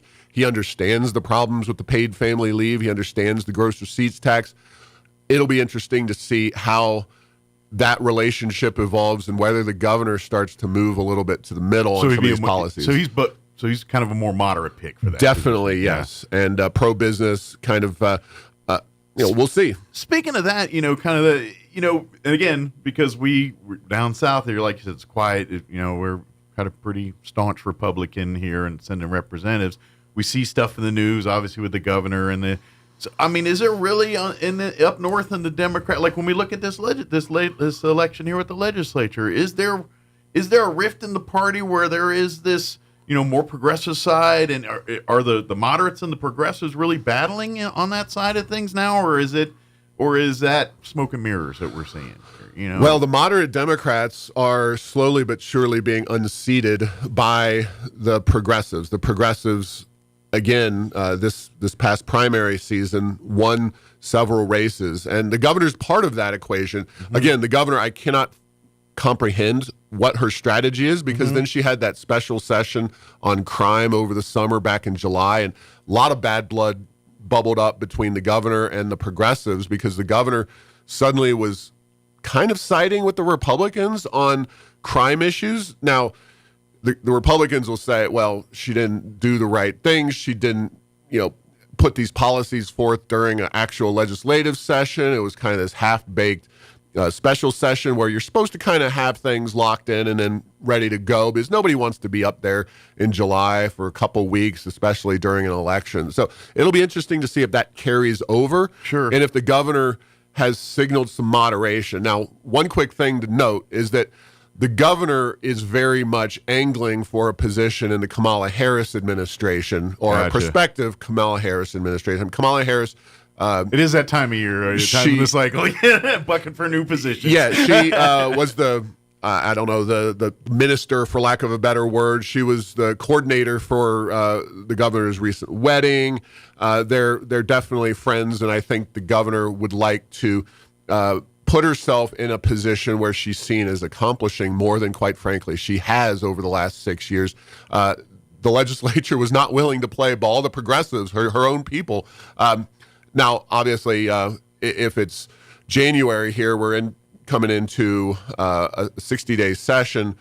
We'll know if Kamala Harris is in Washington, D.C. Or not, and we'll have a better idea of whether the governor is going to be up there in Washington or staying put here in New Mexico, and that could also impact the way she approaches some of these policies. So a lot of moving parts. I wish I could do a better job of reading tea leaves for you. I'm just kind of painting a picture to see, this could be an interesting 60-day coming up here.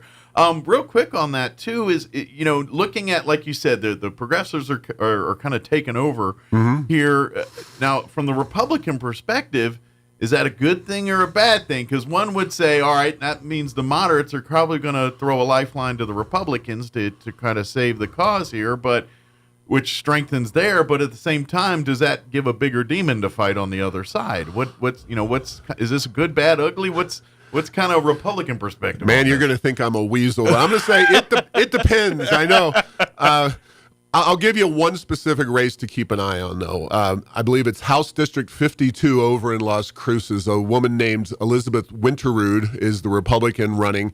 Now, this is a seat that was previously held by a moderate Democrat named Willie Madrid, who was unseated by a very progressive guy named John Hill. John Hill subsequently passed away, so between the primary and the general. And then a woman named Sarah Silva, who's run left-wing organizations down in Las Cruces, including one named Cafe, was picked to replace John Hill. She's very, very progressive, and we'll see, because that's another 50-50 race. And if Winterud can win, maybe it's because some of those progressive or the moderate Democrats aren't willing to go down the progressive path. Sure. In the Democratic primaries, the challenge is that all of the money, all of the grassroots are on the side of the progressives. Then you throw the governor into the mix, and you're fighting an unfair battle. Now, if the Democrats in this state, say in Las Vegas, there was Ambrose Castellano was the incumbent. He's a moderate guy.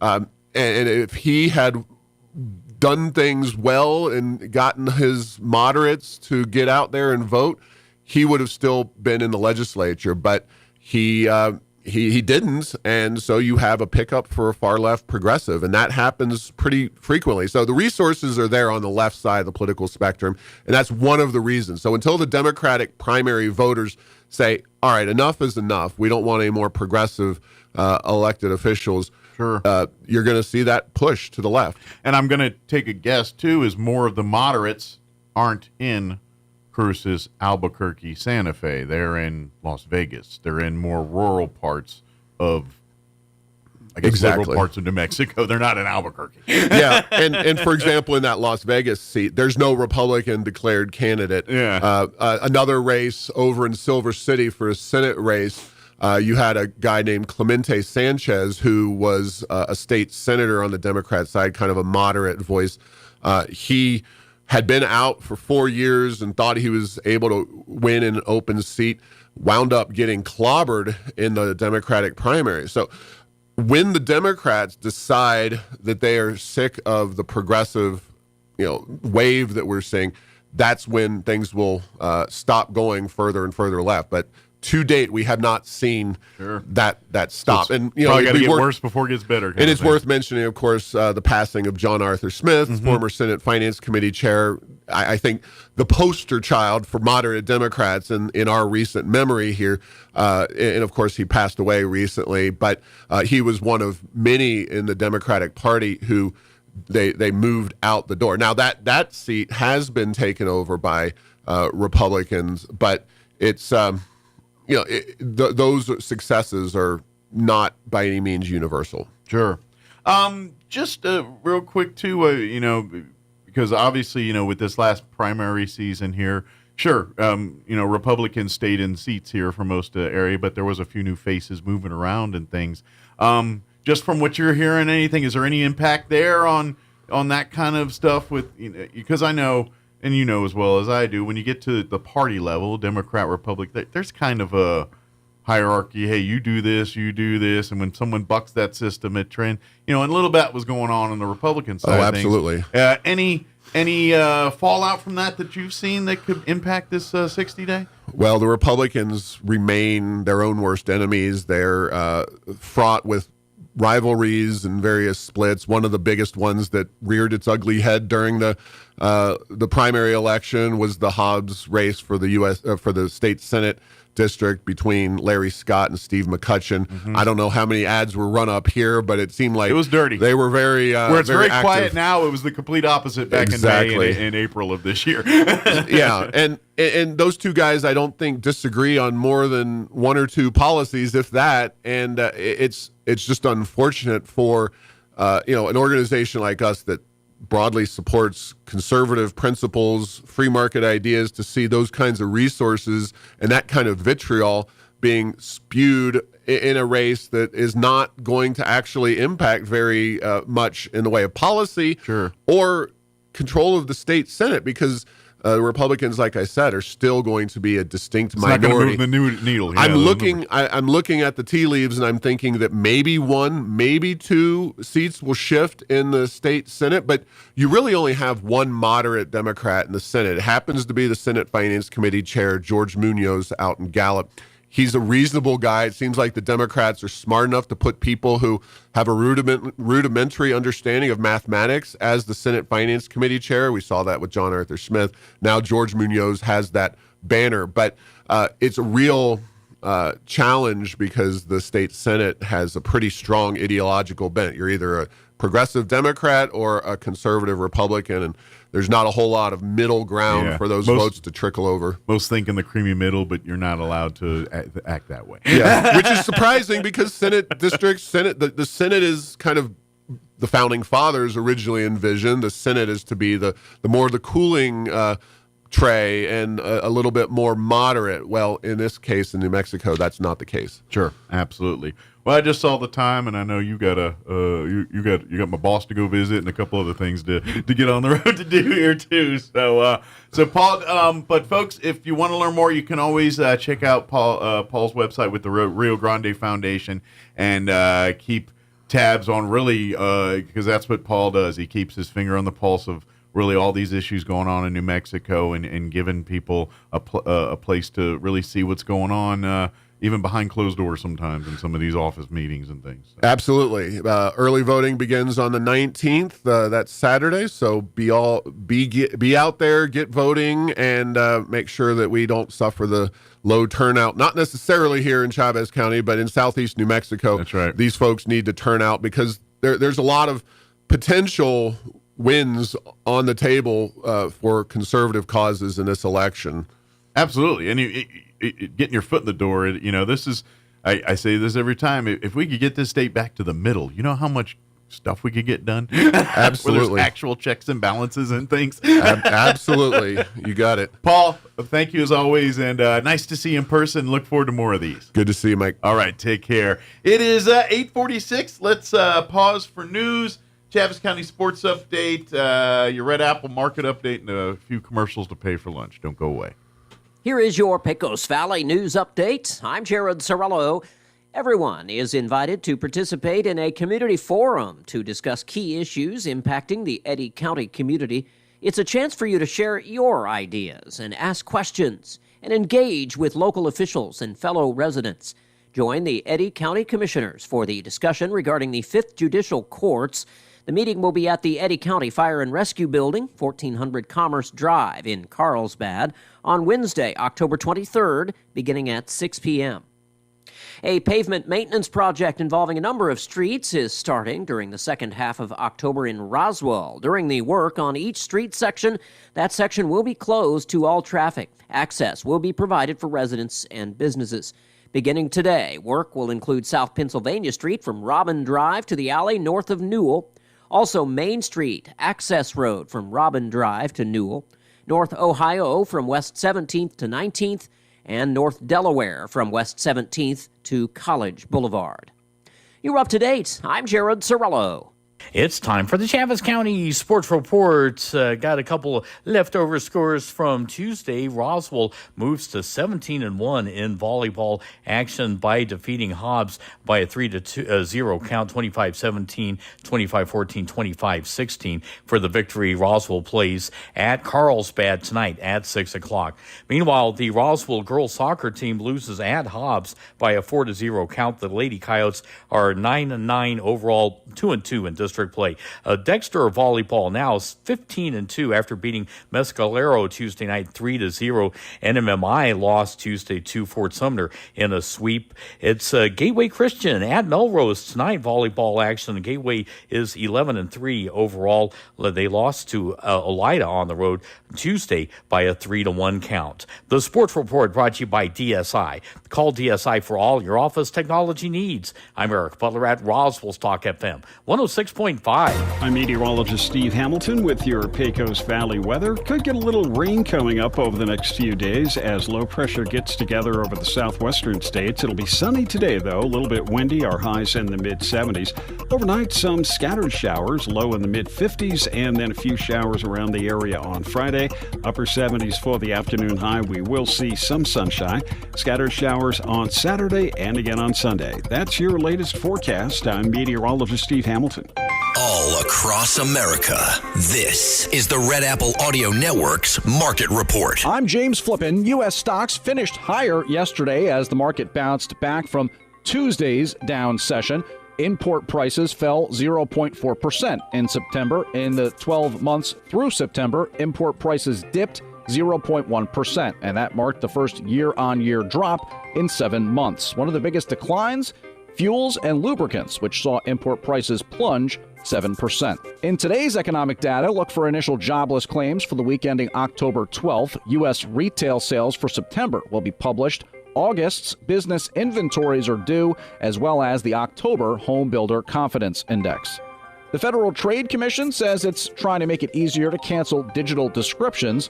It announced it would soon put in place a final click-to-cancel rule. It will require sellers to make it as easy for consumers to cancel their enrollment as it was to sign up. In company-specific news, Morgan Stanley popped yesterday after beating estimates for both its third quarter earnings and revenue. United Airlines also reported better-than-expected results, offering a strong forecast for the last quarter of 2024, and that sent United Airlines' share price 15% higher.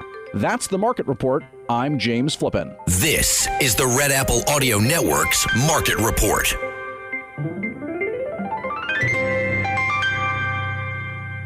The American Southeast is enduring its most violent hurricane season in history. The Broadcasters Foundation continues to help broadcasters participating in the emergency alert system in jeopardy of losing their family's home and their livelihood. Find out how you can help broadcasters in need across the country. Owner-operator of 77 WABC, John Katzimatidis, is asking you to help the Broadcasters Foundation and will match every dollar donated up to $25,000. Donate now. Go to broadcastersfoundation.org/donate. Son, get in the car. No, Dad, not your car. It smells horrid and it looks awful. I'm scared, Dad. I'm really scared. Is your old car really scary? The all-new Roswell Ford will take your scary old trade, even if you owe thousands more than it's worth. So you can drive a new Ford or quality pre-owned car, truck, or SUV for a lot less. For a limited time, get up to $6,000 in bonus cash on new Ford trucks and SUVs, or get 0% APR. Plus, we have a great selection of low-mileage, one-owner pre-owned vehicles, all in prime condition, starting at just $10,000. Don't settle for a low-quality, overpriced clunker. Buy a quality pre-owned vehicle from Roswell Ford for a lot less. Roswell Ford has partnered with the most aggressive lenders that will push to approve you today, even with bad or no credit. Lower prices, exceptional trade-in values, and a better buying experience. Get on board at Roswell Ford with new management and a whole new attitude. 821 North Main Street in beautiful Roswell, or online at roswellford.com. 0 APR for 36 months and $2,778 per thousand financed on select models. Subject to lender approval through Ford credit. Offers not combined. Dion's is homegrown right here in New Mexico and is the perfect place for team dinners, family gatherings, and all of your catering needs. Stop by our location on South Main and West Wildy, where you can feed 5 for $35 plus tax with a large one-topping pizza and a family-size salad. With Dion's, we make it easy to bring together your favorite people with your favorite food. Visit Dion's.com to order ahead for dine-in or for pickup. That's Dion's.com. Dion's, where great food and good people meet.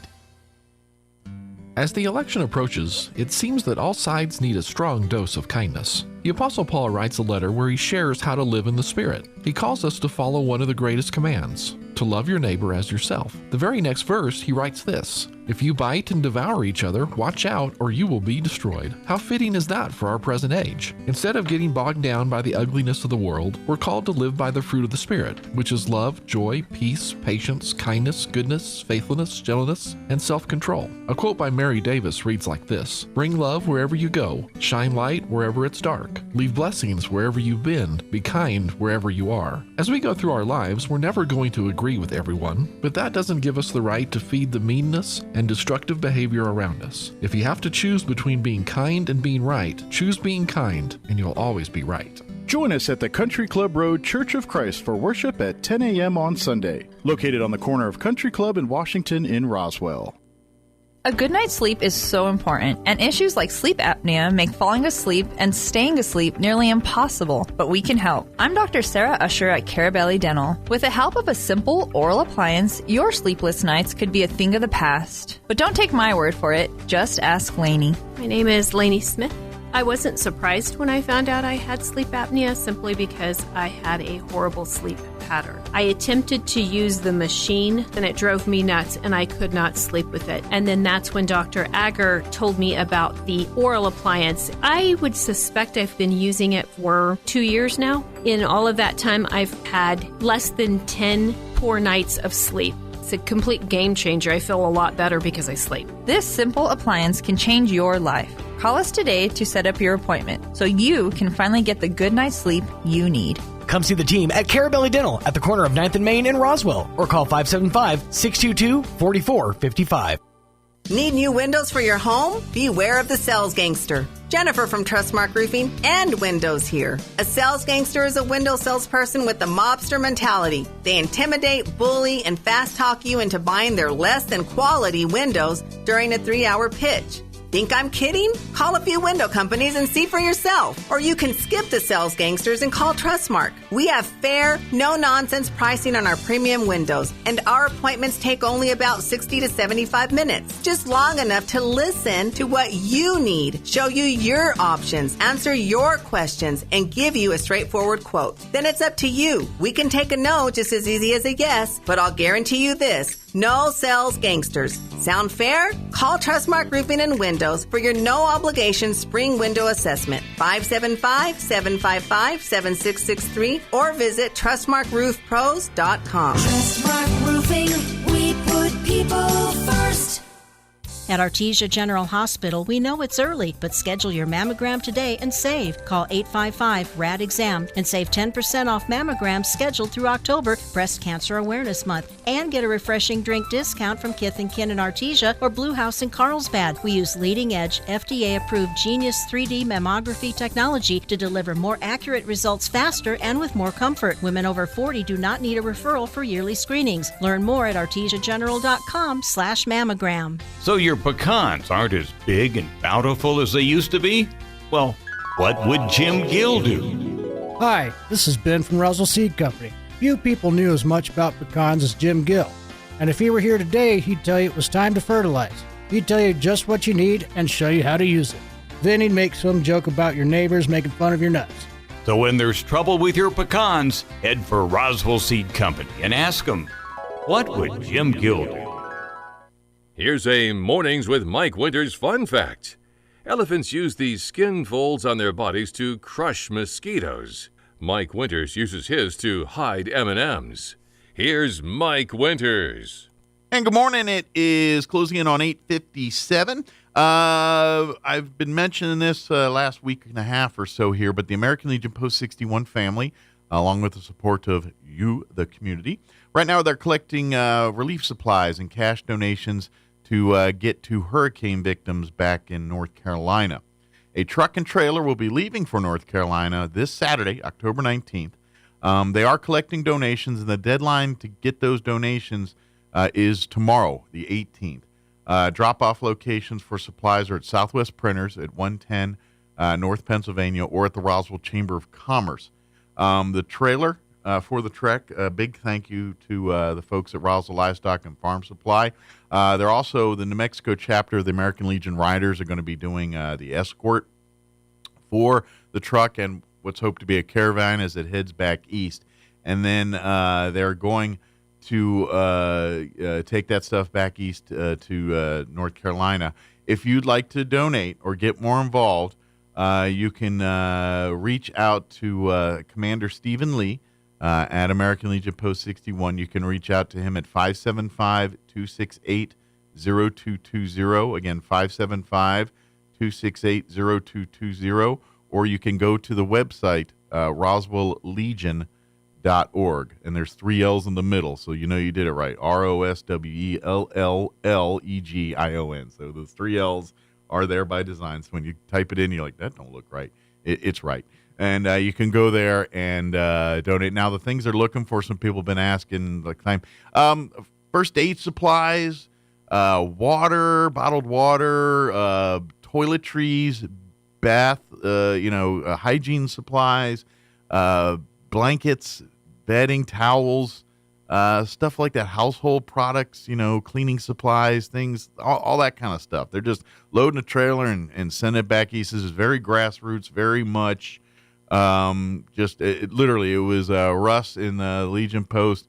He's seeing the news and seeing that there's folks not getting stuff and said, well, fire up the truck. I'm going to start bringing stuff. Literally, the VIT mindset. It's in action here. So if you'd like to get involved, reach out to Commander Lee, 575-268-0220, or go to roswelllegion.org or drop off those items at the Roswell Chamber or at Southwest Printers here in town. Also want to mention, since we're talking this weekend here too, on Saturday, Wings for Life is having a pickleball fundraising tournament, and then all the proceeds from the event will benefit Wings for Life. It's this Saturday at Cahoon Park. $50 donation. Come on out. They'll start at 8 with registration warm-ups, and then the tournament will start at 9, and they'll go. They'll have lunch, and then afterwards. Contact Christina 575-840-5731 for more information on the pickleball tournament. Town Hall News is up next. We'll be back on the other side. Don't go away. Breaking news this hour from townhall.com. I'm Greg Clugston in Washington.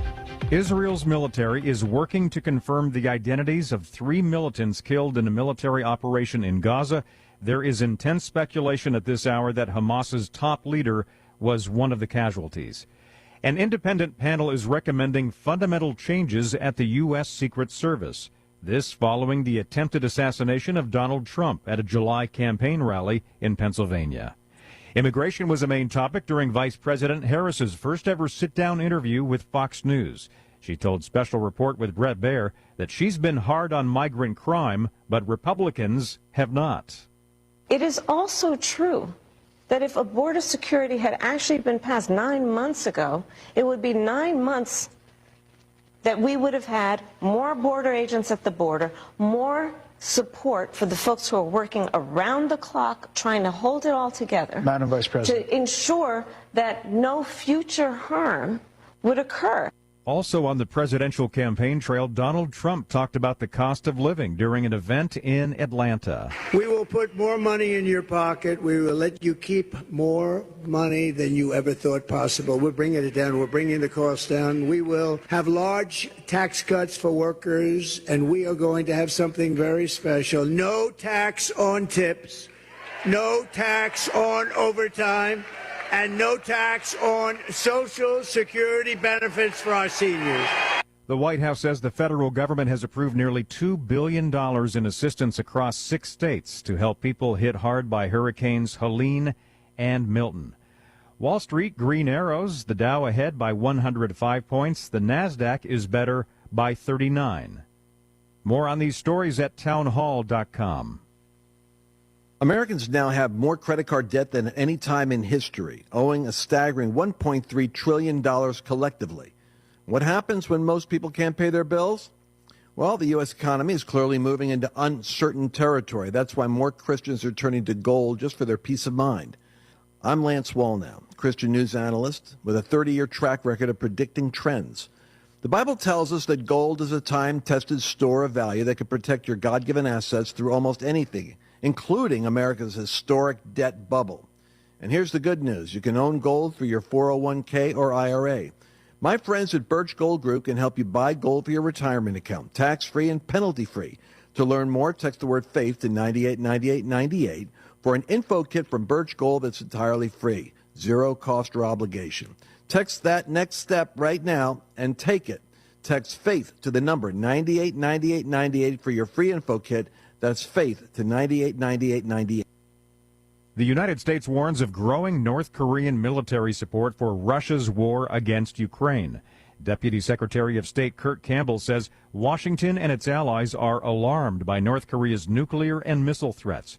But he couldn't confirm Ukrainian claims that the communist North was also sending soldiers to fight for Moscow. There are reports of further activities, including personnel. I think we are still evaluating those reports. We are concerned by them, and as I said, I think we agreed that we'll continue to monitor the situation closely. Meanwhile, North Korea has revised its constitution to define South Korea as a hostile state for the first time. Leader Kim Jong-un called for the constitution to be changed, designating South Korea as an enemy. News and analysis at townhall.com. The Supreme Court has allowed a Biden administration rule aimed at limiting pollution from coal-fired power plants to stay in place as legal challenges play out. The court rejected a push from Republican-led states and industry groups to block the Environmental Protection Agency rule. One conservative justice publicly dissented, and 2 others said they expected the challengers to win eventually, but the rule doesn't need to be blocked now. The challengers argued the EPA overstepped and set unattainable standards. That's correspondent Jeremy House. A man has been arrested for animal cruelty after authorities say he abandoned his dog along a highway during last week's hurricane evacuation in Florida. The dog, nicknamed Trooper by the Florida Highway Patrol, was found alive in floodwaters up to his chest. He has since been placed with a foster family. More on these stories at townhall.com.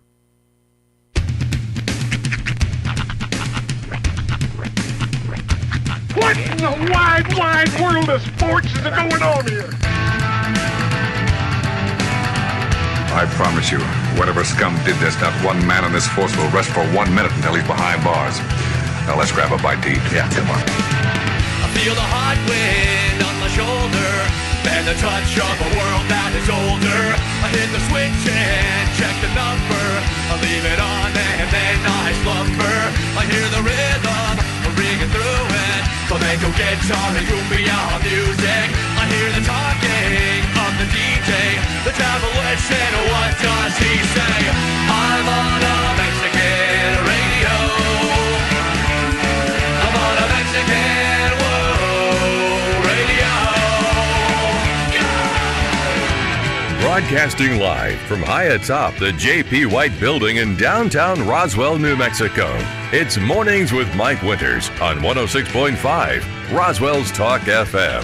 Is that what I sound like when I talk? Now, here's your host, Mike Winters. And good morning. It is 6 minutes after 9 o'clock. Welcome to hour number 3. Crazy of Mornings with Mike Winters, right here on 106.5 Roswell's Talk FM. Happy Thursday. Yes. Happy hazy Thursday. Hazy shade of Thursday. Look around. It's around. All the haze. Go put it in your pocket. Hey, Go on. You know, that last story in the news, I don't know if you heard of it. I missed the last but one, it was talking about a guy that got arrested for animal cruelty. Okay. When he abandoned his dog during the hurricane there. And then the authorities found the dog in just deep water alive and everything else. And I guess I don't know if he did the old, like the cartoons where he'd go out to the picnic in the country, you know, that, right, that kind of move that like they used to do in the cartoons. Cartoons were pulled back. Hey, where'd you go?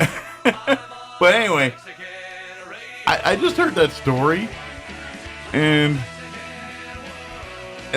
part of me's I had like this, like I get more angry about that than like people. Like okay, if it was a kid he did it to, that same thing. But like if it was like a partner, right? I'm kind of like I'd be angry. I mean, yeah, the guy's a piece of garbage either way. Sure. But I'm way more angry that he left his dog helpless to fend for them. An animal for itself. that doesn't have thumbs or can open a door. Yeah. You're basically just leaving this animal to its own devices. Yeah, that's it just that's horrific. Makes me way angrier. I mean, I understand that if something were to have happened to the dog while escaping, while fleeing, fine. But yeah, that's cruelty. Yeah, but I know. But part of me's like, what's wrong with me? Because like, I mean, no. There's, like I said, I guess it's a helpless factor. Exactly. Yeah. If you leave a human behind, children notwithstanding. Yeah, because a kid's a kid not equipped to right to survive but if on you their own. leave another grown adult behind, to fend for themselves, it's a messed up thing to do. Yeah. But they could also open a door and find their way out, and find somebody that could probably help. And again, that's a cruel way of looking at it. But an animal is just, I guess they can't fend for themselves. I guess it's a good way to rationalize my anger level. Sure. That's the what I'm talking about. All of it is bad. I'm just talking about my level of anger towards it. Right. Like the dog thing, I'm ready to string them up. Yeah. Right. No, and that makes sense. I can understand. Whereas the other guy's like, what a jerk, man. Yeah, that's horrific, And then part of me is thinking, what's wrong with me to think that way? But then now you just rationalize like, no, I'm not some kind of weird psychopath. That's what everybody who's borderline psychopathic, they need a good friend to rationalize to their justify psychopathy. my psychopathy. Yes, exactly. That's all it is. Now I can go back into the steward's. I like me. People love me. I go back to the Daily mirror. affirmations. By the way, the last report I heard was that Lieutenant Dan made it through with no problems. Yeah, good. I saw like the day after and he made it, and then I saw like a big kerfluffle about because he's got a checkered past. Oh, apparently. they milkshake ducked him. Yes. And they promised him a boat, and then the guy, or 70 grand, some kind of what would have been a huge windfall for this man. But most of us, all obviously, you know, boat or 100 grand or whatever it was, and they basically backed out on Then that. they went ahead and looked up his like Twitter of past or something. Well, he's been in jail. He's a Okay. guy living in a boat. He doesn't get there. You know what I'm saying? Right. You're Like life put you when you're there. Life did things. You It put didn't make there. all the right choices. Yeah, I'm just saying. What did you expect? Guys on the choir on the Sundays? Do you remember the man with the golden voice? The homeless man. Yes. And he did. I think he had a job with like doing mac and cheese voiceovers. Yeah. And matter of fact, I think he still is the voice of that. That's like one of the successes out of it. But, But he, as soon as he found success, everybody was like, you know, well, let's talk about his past and all the horrific things he did. And it wrecked him. It almost, you know, put him back out on the street again. It Yeah. almost had him using again. Like there's a whole backstory Like he about spiraled. he for a minute he was like, you know, going back into his old ways of doing things, and he's like, what am I doing? I'm letting them destroy what you know has been rebuilt. Sure. Well, So- that's just it. But it's people have. I've said this is why I stay off social media. This is why I stay off. Well, this is why they consider addiction a disease and not, you know, and this is unless you've been in that circle or been adjacent enough to that circle, it really is hard for you to understand because from your point, you're like, well, stop using, stop drinking, stop whatever doing, and it doesn't work that way. It's not. And these are folks that are dealing generally with some mental health issues, and whatever they're putting in their vein or throwing down their throat is generally trying a Band-Aid for that. And so when the guy's finally in a good headspace and then you start breaking him down again, it makes complete sense that what's he turned to? The thing that medicated him before. But the point of what I was getting at is no, you're good. But that's what did it is that social media, that, you know, having any kind of a blot in your past, it can absolutely wreck you. But it reminded me of, because, you know, everybody's like, well, I've said some horror.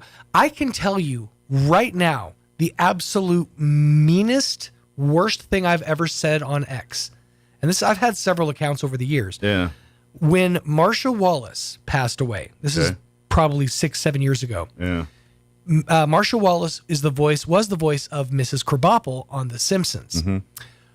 Like 3 weeks before, the showrunner of The Simpsons, James L. Brooks, came out and said, we're going to make some changes this season. We're going to be killing off some main characters. So my tweet was, James L. Brooks said at the beginning of the season that they could be killing off some main characters. He wasn't messing around. They were not messing around. That's probably the lowest I've ever gone on Twitter. Yeah, I think I'm okay if ever make it to a level. I don't think anybody could milkshake duck me. Yeah, no. I'm not. Yeah. To be honest, all the things I've done like that, I've said out of my mouth. It's not on a social media platform. Oh, there's record of it somewhere. I'm just saying it's not on blast. Yeah, it came out of my pie hole in public. God bless these things right here.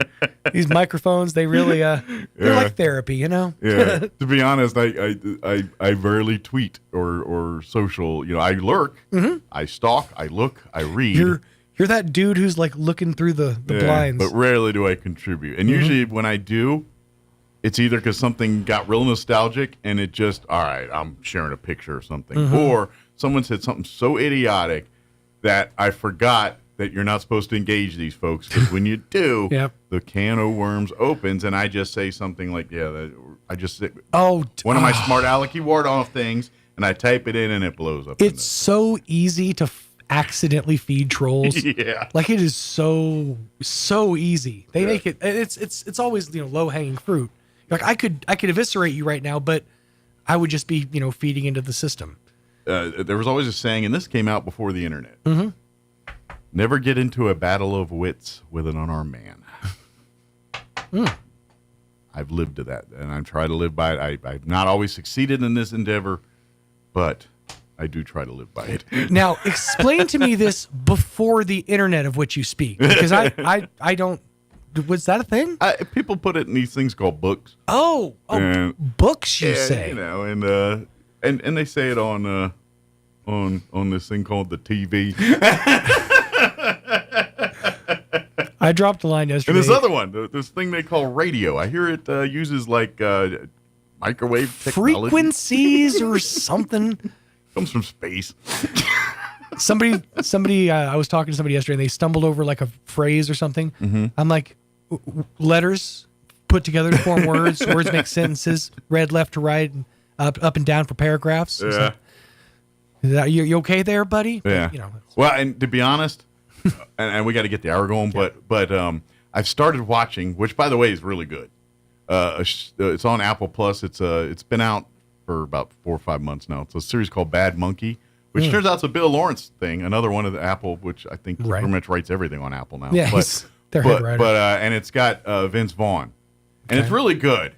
But this is more Vince Vaughn circa before he started doing HBO murder mysteries and stuff. So it's a lot of like. It's not a comedy per se. Okay. It's a drama with a comedic comedic jokes in it, but it's a murder mystery. So it's not like yuck it ups all the time. There's dead bodies and stuff. Well, but anyway, but Vince Vaughn is Vince Vaughn in this one, where he's trying to be funny. And so he does that self-depreciating, well, I just like to go to the thing. Would you have to go to the store? And I go to the store. We go to the store. You know how he does Vince Vaughn that way? Yep. So much of that in this one. Oh, my God. And so when you do this, and it's just like, my whole week feels like that. So when we talk about this, that's Vince Vaughn level 3. Anyway. We've hit Vince level 3. This is the week of Vince for me. So. There you go. All right. I believe Gina is here from the district attorney's office. Here, so we'll probably talk a little DA dogs and get an update what's going on at the DA's office. And I owe her apology because I screwed up last month. I don't know what I did. I wrote my calendar. It's always 9:15, and whatever I wrote 8:15 on there.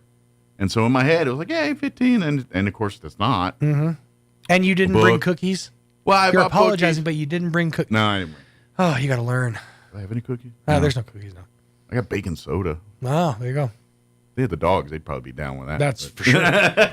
No dogs today. So that was my fault. I screwed that up. So my bad. All right. It is 9:17. Let's get you up to date on the weather. I'm meteorologist Steve Hamilton with your Pecos Valley weather. Could get a little rain coming up over the next few days as low pressure gets together over the southwestern states. It'll be sunny today, though. A little bit windy. Our highs in the mid-70s. Overnight, some scattered showers, low in the mid-50s, and then a few showers around the area on Friday. Upper 70s for the afternoon high. We will see some sunshine. Scattered showers on Saturday and again on Sunday. That's your latest forecast. I'm meteorologist Steve Hamilton. Thank you, Steve. Currently 56 degrees here in Roswell. Humidity's at 51% with winds out of the south at 13 miles per hour. Mostly sunny today, 76 for a high. South winds 10 to 20 miles per hour, so a little breezy. Tonight we are looking at a 30% chance at showers, mainly before midnight. Between midnight and 3 a.m. That's the sweet spot. My apologies. Mostly cloudy. Overnight low of 54 with south winds 15 to 20 miles per hour. Tomorrow, during the day, they're not talking of rain, but they are talking of wind. Sunny and a high of 79 tomorrow. Winds will be out of the south early, 15 to 20. Later in the day, increasing 20 to 25, gusting as high as 35 miles per hour. I'm guessing that's blowing in better rain chances because Friday night, we are looking at a 50% chance at showers and thunderstorms, mostly cloudy, 60 for an overnight low. Southeast winds 15 to 20. Saturday, a 50% chance at showers and thunderstorms. They throw in that caveat that some of these storms could be severe, mostly cloudy, and a high of 75. South winds 15 to 20. 70% chance of rain Saturday night. Again, some of those storms could be severe. Cloudy, 57 for an overnight low. And then a 30% chance at rain on Sunday. Partly cloudy, 79, 20% Sunday night. And that pretty much wraps up the rain chances. Then we're back with sunny skies with highs right around 80 for at least the first half of next week. All right, 9:19, we're going to take a 3-minute break, and then Jeannie Yeager with the District Attorney's Office will join us here on the other side. Don't go away. You're listening to Mornings with Mike Winters. Over the next several weeks, we want to give you 5 key elements to a great marriage. This is taken from an article by Drs. Les and Leslie Perot. Hi, this is Pastor Troy and Julie Smotherman for The Joy of Marriage. The first one is ownership, taking responsibility for the good as well as the bad. 1 Corinthians 11:31 says, "Judge yourself so you won't be judged." It's talking about the judgment of God, but it also applies to our relationships, especially the ones that are closest to us, like marriage. If you'll just take responsibility for your own actions, it's so much easier for our spouses not to have to point out and criticize us. So we have to take responsibility for our actions and our reactions, our attitudes and our mistakes. You know, most people would learn from their mistakes if they weren't so busy denying them. You aren't responsible for what your spouse does. You are responsible for doing your part. So just decide today to do your part and take ownership. Are you ready to succeed? The health education programs at ENMU Roswell can set you up for success with a wide variety of courses such as emergency medical services, fire science, medical assisting, nursing, and respiratory therapy. ENMU Roswell can prepare you for a rewarding career in the healthcare industry. ENMUR stacks courses in order to get the student into a job as quickly as possible while creating a pathway for more advanced certifications, licenses, and degrees. Eastern New Mexico University Roswell. Success starts here. So your pecans aren't as big and bountiful as they used to be? Well, what would Jim Gill do? Hi, this is Ben from Roswell Seed Company. Few people knew as much about pecans as Jim Gill. And if he were here today, he'd tell you it was time to fertilize. He'd tell you just what you need and show you how to use it. Then he'd make some joke about your neighbors making fun of your nuts. So when there's trouble with your pecans, head for Roswell Seed Company and ask them, what would Jim Gill do? Pressure Services, LLC in Artesia, New Mexico has immediate openings for experienced vacuum truck, kill truck, and hydrovac operators. Operators must hold a Class A CDL, at least 2 years of experience, and all positions require a clean driving record and must be able to pass a DOT drug and alcohol screening. Pressure Services offers great pay with IRA benefits and employer contribution towards health benefits. Please apply in person at 2702 North Freeman in Artesia, New Mexico. Equal Opportunity Employer. American Legion Post 61 family, along with the support of the community, are collecting relief supplies and cash donations for hurricane victims. A truck and trailer will be leaving for North Carolina on Saturday, October 19th. Deadline for donations will be on October 18th. Drop-off locations are at Southwest Printers at 110 North Pennsylvania and the Roswell Chamber of Commerce. Trailer for the trek is provided by Roswell Livestock and Farm Supply, and escort will be provided by the New Mexico chapter of the American Legion Riders. For more information and to get more involved, please visit roswelllegion.org or call Commander Stephen Lee at 575-268-0220. Here's a Mornings with Mike Winters fun fact. U-Haul is the world's largest advertiser in the Yellow Pages. Too bad millennials don't know what the Yellow Pages are. Here's Mike Winters.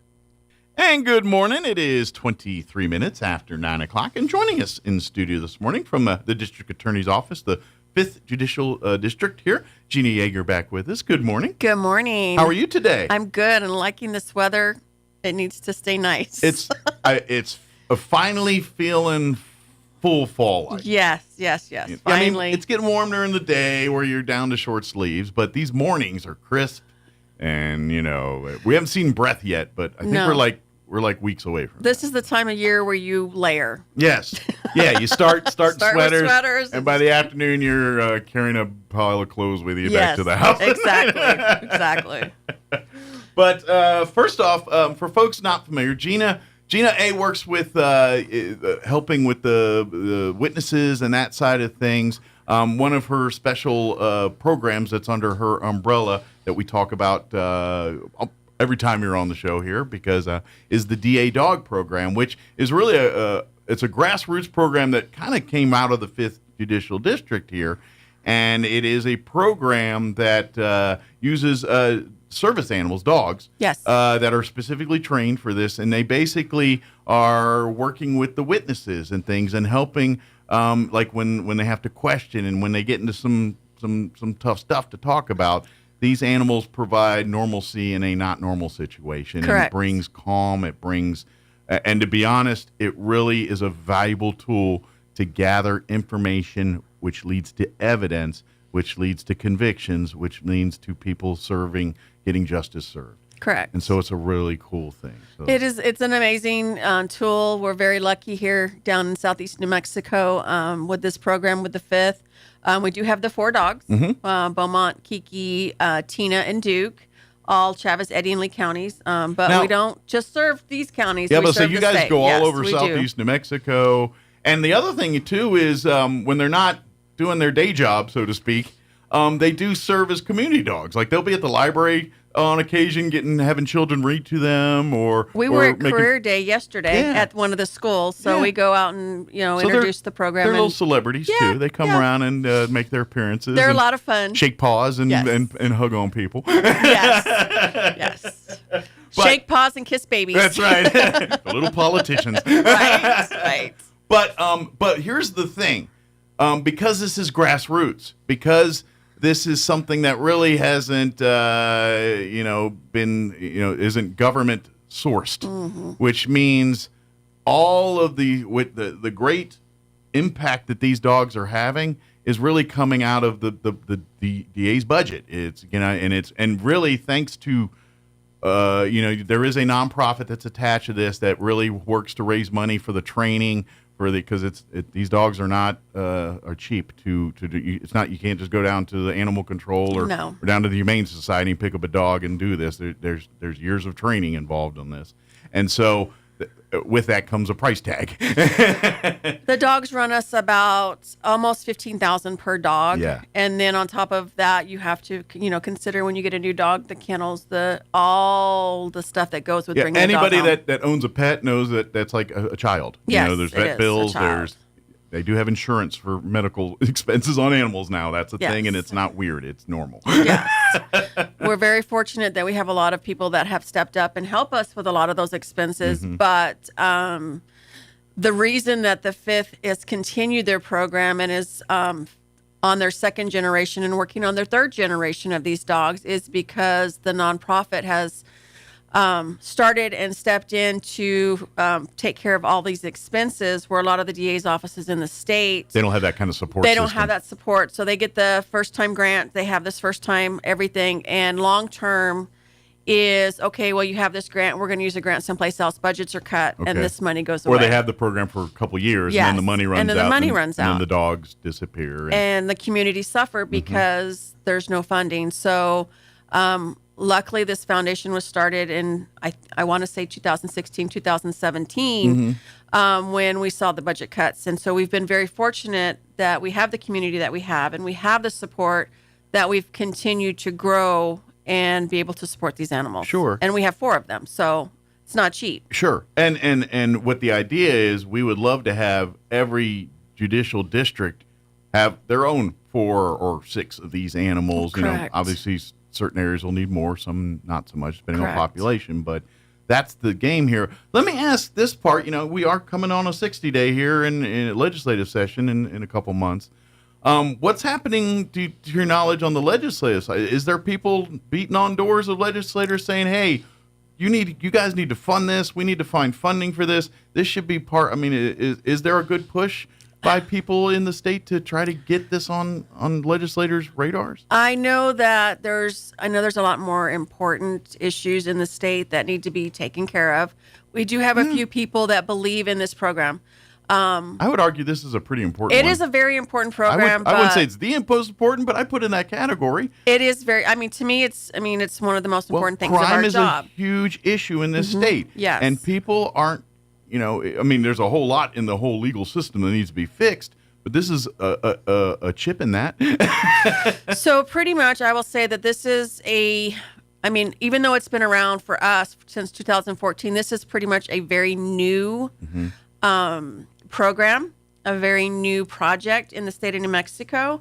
And, we're always kind of a step behind So on a is there lot a lot of of things. pushback on people not buying into the the actual benefit here? I think the more they see it and they hear the stories, and we're getting that out. But if they're just hearing reports, they're like, this sounds like hokum hogwash to me. Have a dog. Whoever has a what dog. What are we going to wave whatever. magic wands in here now? Yeah, I got you. Okay. So luckily we have a proven program throughout the state that this is working, and with all the other court facility dogs in the state proving with the jobs that they're doing, because not only are they in courtroom, they're in the child advocacy centers, they're in the fire departments, police departments. There's branching out.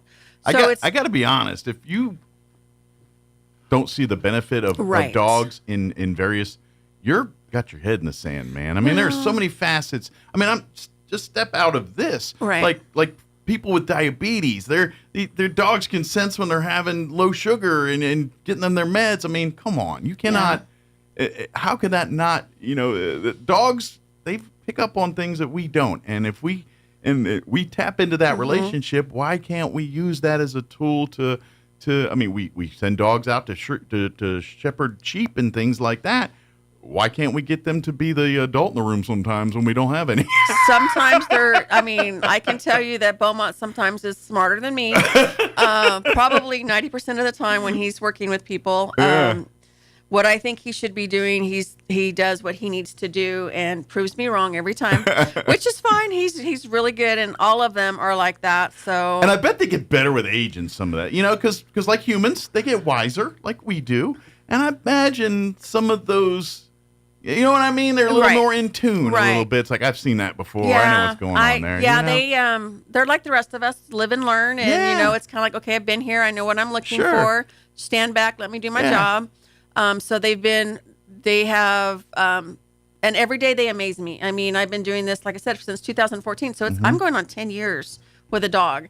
And I learn something from them every day. And this is something too you need to know. These dogs, these 4 dogs, they live with people. They don't go to a kennel or something every day or whatever. All right, time to go. No, they live with families. You own Beaumont, or Beaumont's your Beaumont is your master. Yes, Beaumont. I said it correctly. I belong to Beaumont. I said it correctly. That is correct. But the other 3 dogs, there's equal families in the district that make those dogs part of their homes. Oh, yes, and all the handlers. We have the DA family, which is amazing, and then we have our little handler family, which there's 15 handlers for these 4 dogs. So there's a bunch of us that handle these dogs. Okay. And it's we all rely on each other. Right. We all call each other for support. So when you go on vacation or whatever, there's somebody else. Yeah.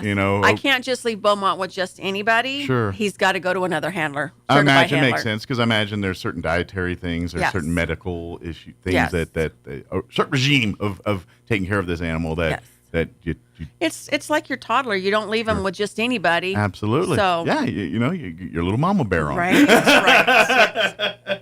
Yes. Yes.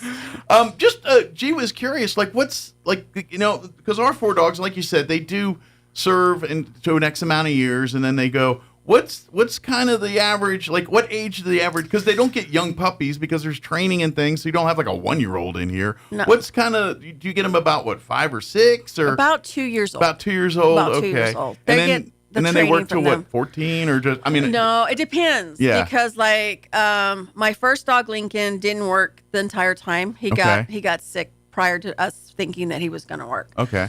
Depends on their health. Depends on how much work you do, because the more work you do with these dogs, the lower their work span is. Okay. And imagine the type of work and that the is. type of work. Yeah. I mean, depending, like if we were in court every day on a, let's just say, homicide or something very, very violent, and all those emotions, it would be really, really hard on those dogs. It's hard on everybody, but those dogs take all that emotion in. I didn't think of it from that perspective, but yeah, they that's so they get breaks. Yeah. We try to make sure that they have quiet time. We they take care of their own mental health. Yeah, so we make sure that they get their mental health and they get those breaks, so they do work a longer time. So I'm in the process now of working with Assistance Dogs of the West for the next puppy, next facility dog in Chaves County.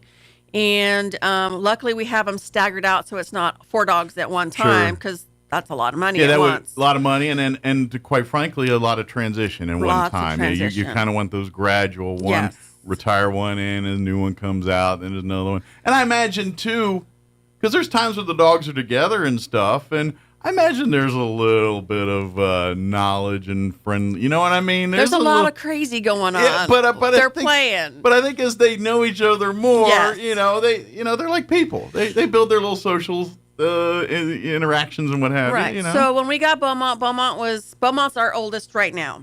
And so when we'd get the new dogs and we'd go and show them, because every courtroom, every district courthouse is different, and there's different smells and there's different everything. So kind of get them used to each Correct. one and So make them familiar to them. I would take Beaumont and I would walk them through how it should look because he's done it. So we would use him to train these other dogs. Be the and these example. So we would work there. So these new dogs, the younger dogs, are going to help me with my new dogs, showing us the ropes. Beaumont's going to be around. Kiki's going to be around.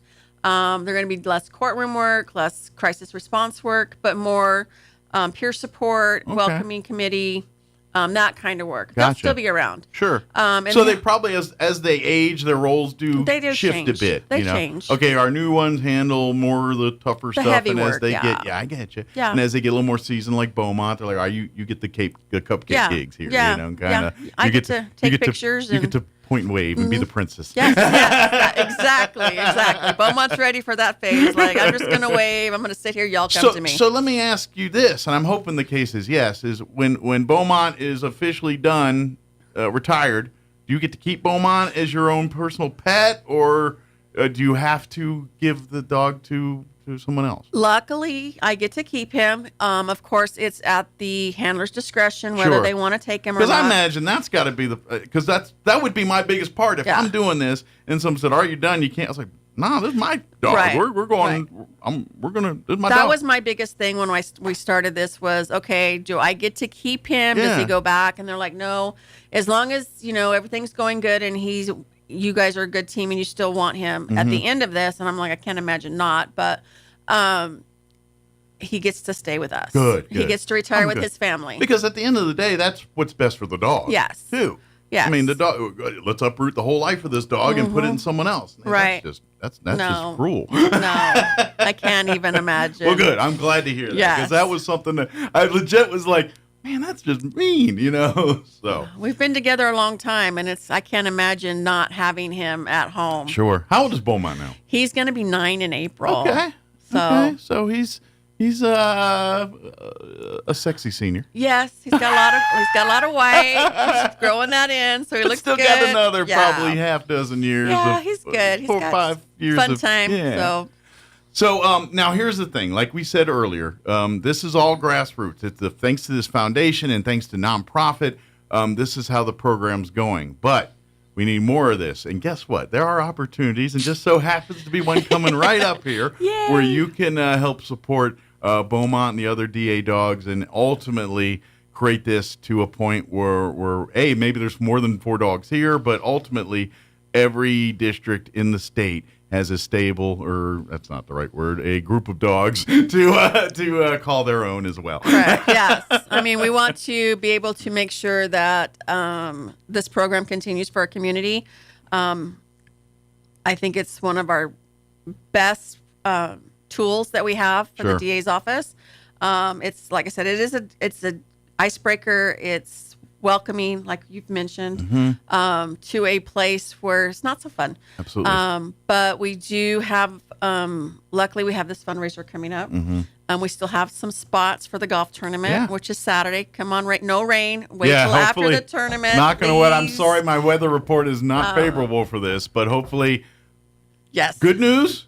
They're wrong so often I on know, the weather here in New I know. Mexico. So And I'm I'm hoping this is one of those hoping- cases. and even if it's just a light drizzle, it's fine. Golf, rain doesn't. To be honest, Yeah. golfers, it's the lightning, and Yeah. then they physically kick them off. Yeah, because so- some of them even go unwilling still Yeah. there. So it's not the golfers' it would be the golf. Because let's face it, the golf people spend a lot of money that course and everything. Last thing you want you is tromps around in a thunderstorm. Right. No, we don't want anybody hurt. We don't. No, that's not what we want. But yeah. Praying for knock on wood, do your rain pretty dance or weather lack of rain until dance. after the golf tournament, and then it can pour. I don't care. That's We right. need the rain. I know we need the rain, Sure. but this Maybe fundraiser for Saturday night. Yes, Yeah. this fundraiser is our big fundraiser.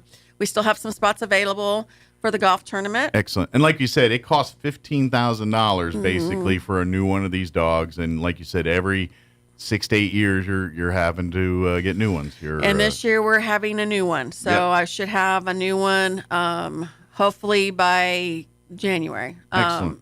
So do you have fingers name and crossed. everything? Like I don't want to jinx it, but Okay. I've been working with Chevy. Okay, because that's what I was kind of curious. Like, Yeah. you go out to the training facility and meet the dog and see him in action. And I kinda, actually have to interview with these dogs Okay, to make sure that they like me. sure. They get to pick me. I don't get to pick Okay. them.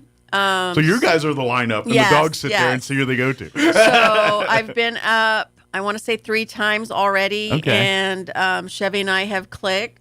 There was a couple other dogs that I clicked with too, but Okay. Chevy's been he's my number one. Seems to be the most. He's been, most yeah. So I'm connected. hoping, my fingers are crossed that he is my match still. Okay. I probably go up pretty quick again to go see him again. It's a long process. So is this dog going to ultimately replace Beaumont? They don't replace them. Well, you they know what I mean. succeed But them. sorry, that's not the term I meant. I apologize, but you know what I mean. Yes. Fill the role of he Beaumont. is going to succeed Beaumont. Yes. So I'm going to guess those two are going to get real cozy because Beaumont's got territory at the house and got spots, and now maybe this Chevy, maybe another dog will kind of have to. So it's going to be alpha dog at work and beta dog at home. Well,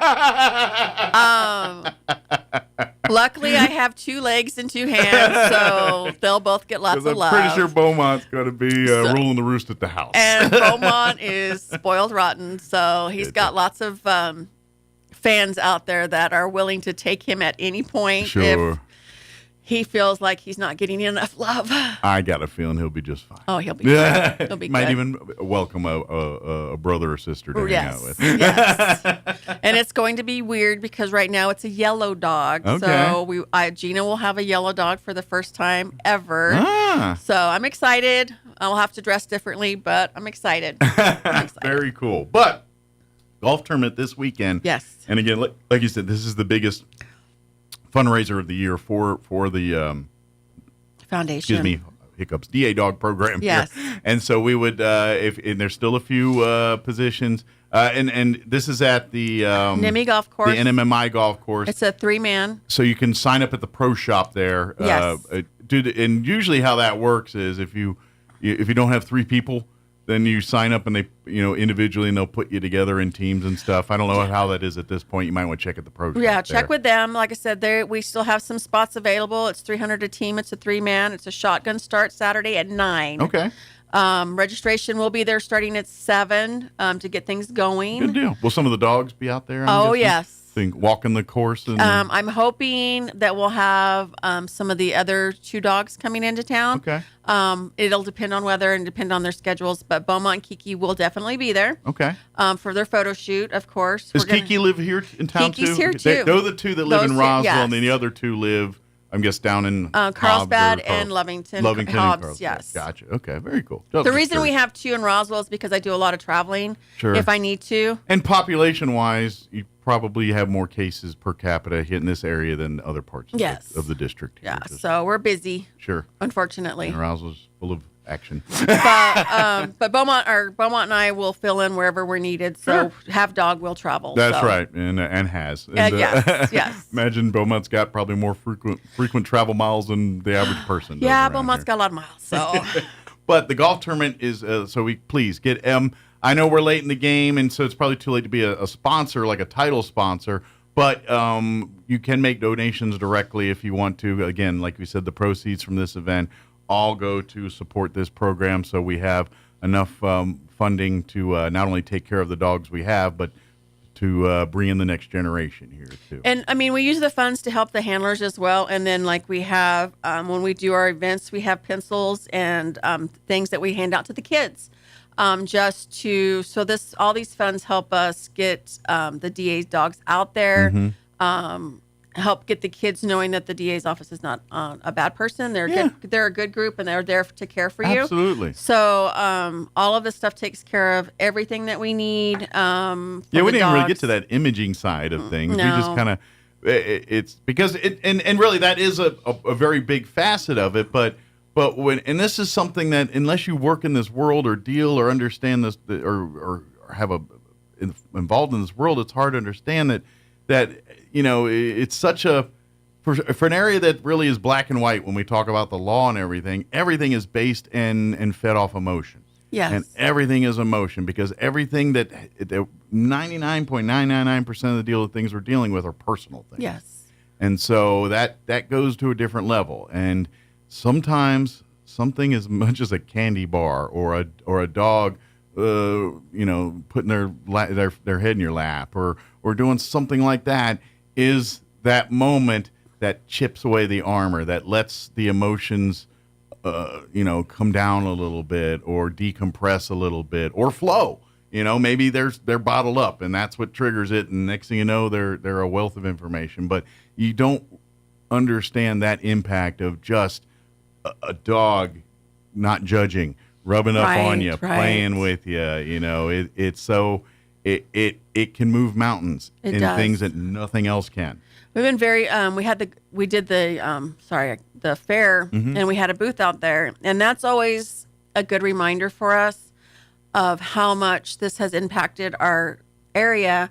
We have a lot of people that will come up looking for the dogs or come up and thank us because the dogs have helped them. Sure. And it's a good reminder because, when we're done with the case, we don't usually get to see those people again. They don't want to see us, which is fine. And Sure. I understand Well, that. they're trying to close a They're chapter trying to in their close the life. chapter. Yeah. But when they come out and they're looking for the person that's helped them. The beacon in that storm. Yes. Yeah. So they're always like, oh, yes. And they'll tell the stories to their friend about this dog helped me here. And, this was amazing. And so it's getting more and more out there. Sure. So it's really nice to see that at the fair and at the events that we go to. Absolutely. So it's a good reminder. Absolutely. And plus two, I'll even throw this one out. Roswell's got a major pet overpopulation problem things. Maybe this puts people into, like you said, we had someone that this dog really was a major role in that getting through this chapter of their life, that now they're saying, I would like to have a companion like that dog in my life the rest of it. So I'm hoping, who knows, maybe a few more adoptions will happen. Right, because, that would be really great too. Yeah. And then, there's so many people in this town that help with training. Mhm. We don't train, we work with our dogs. Sure. So, that's one thing that a lot of people ask. Sure. But there's lots of people that are trainers. And then these dogs are amazing.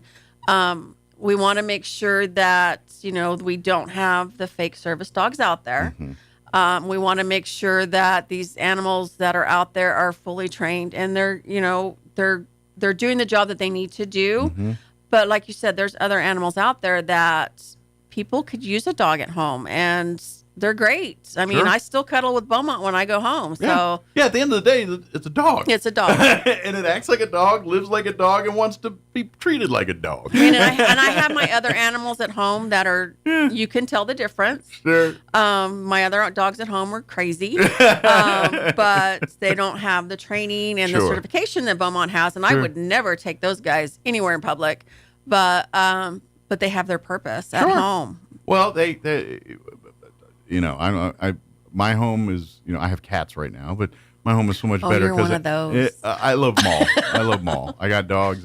To be honest, I grew up dog. My parents, my brother, my father are allergic to cats, so I never had cats in the house. I grew up with dogs, love dogs.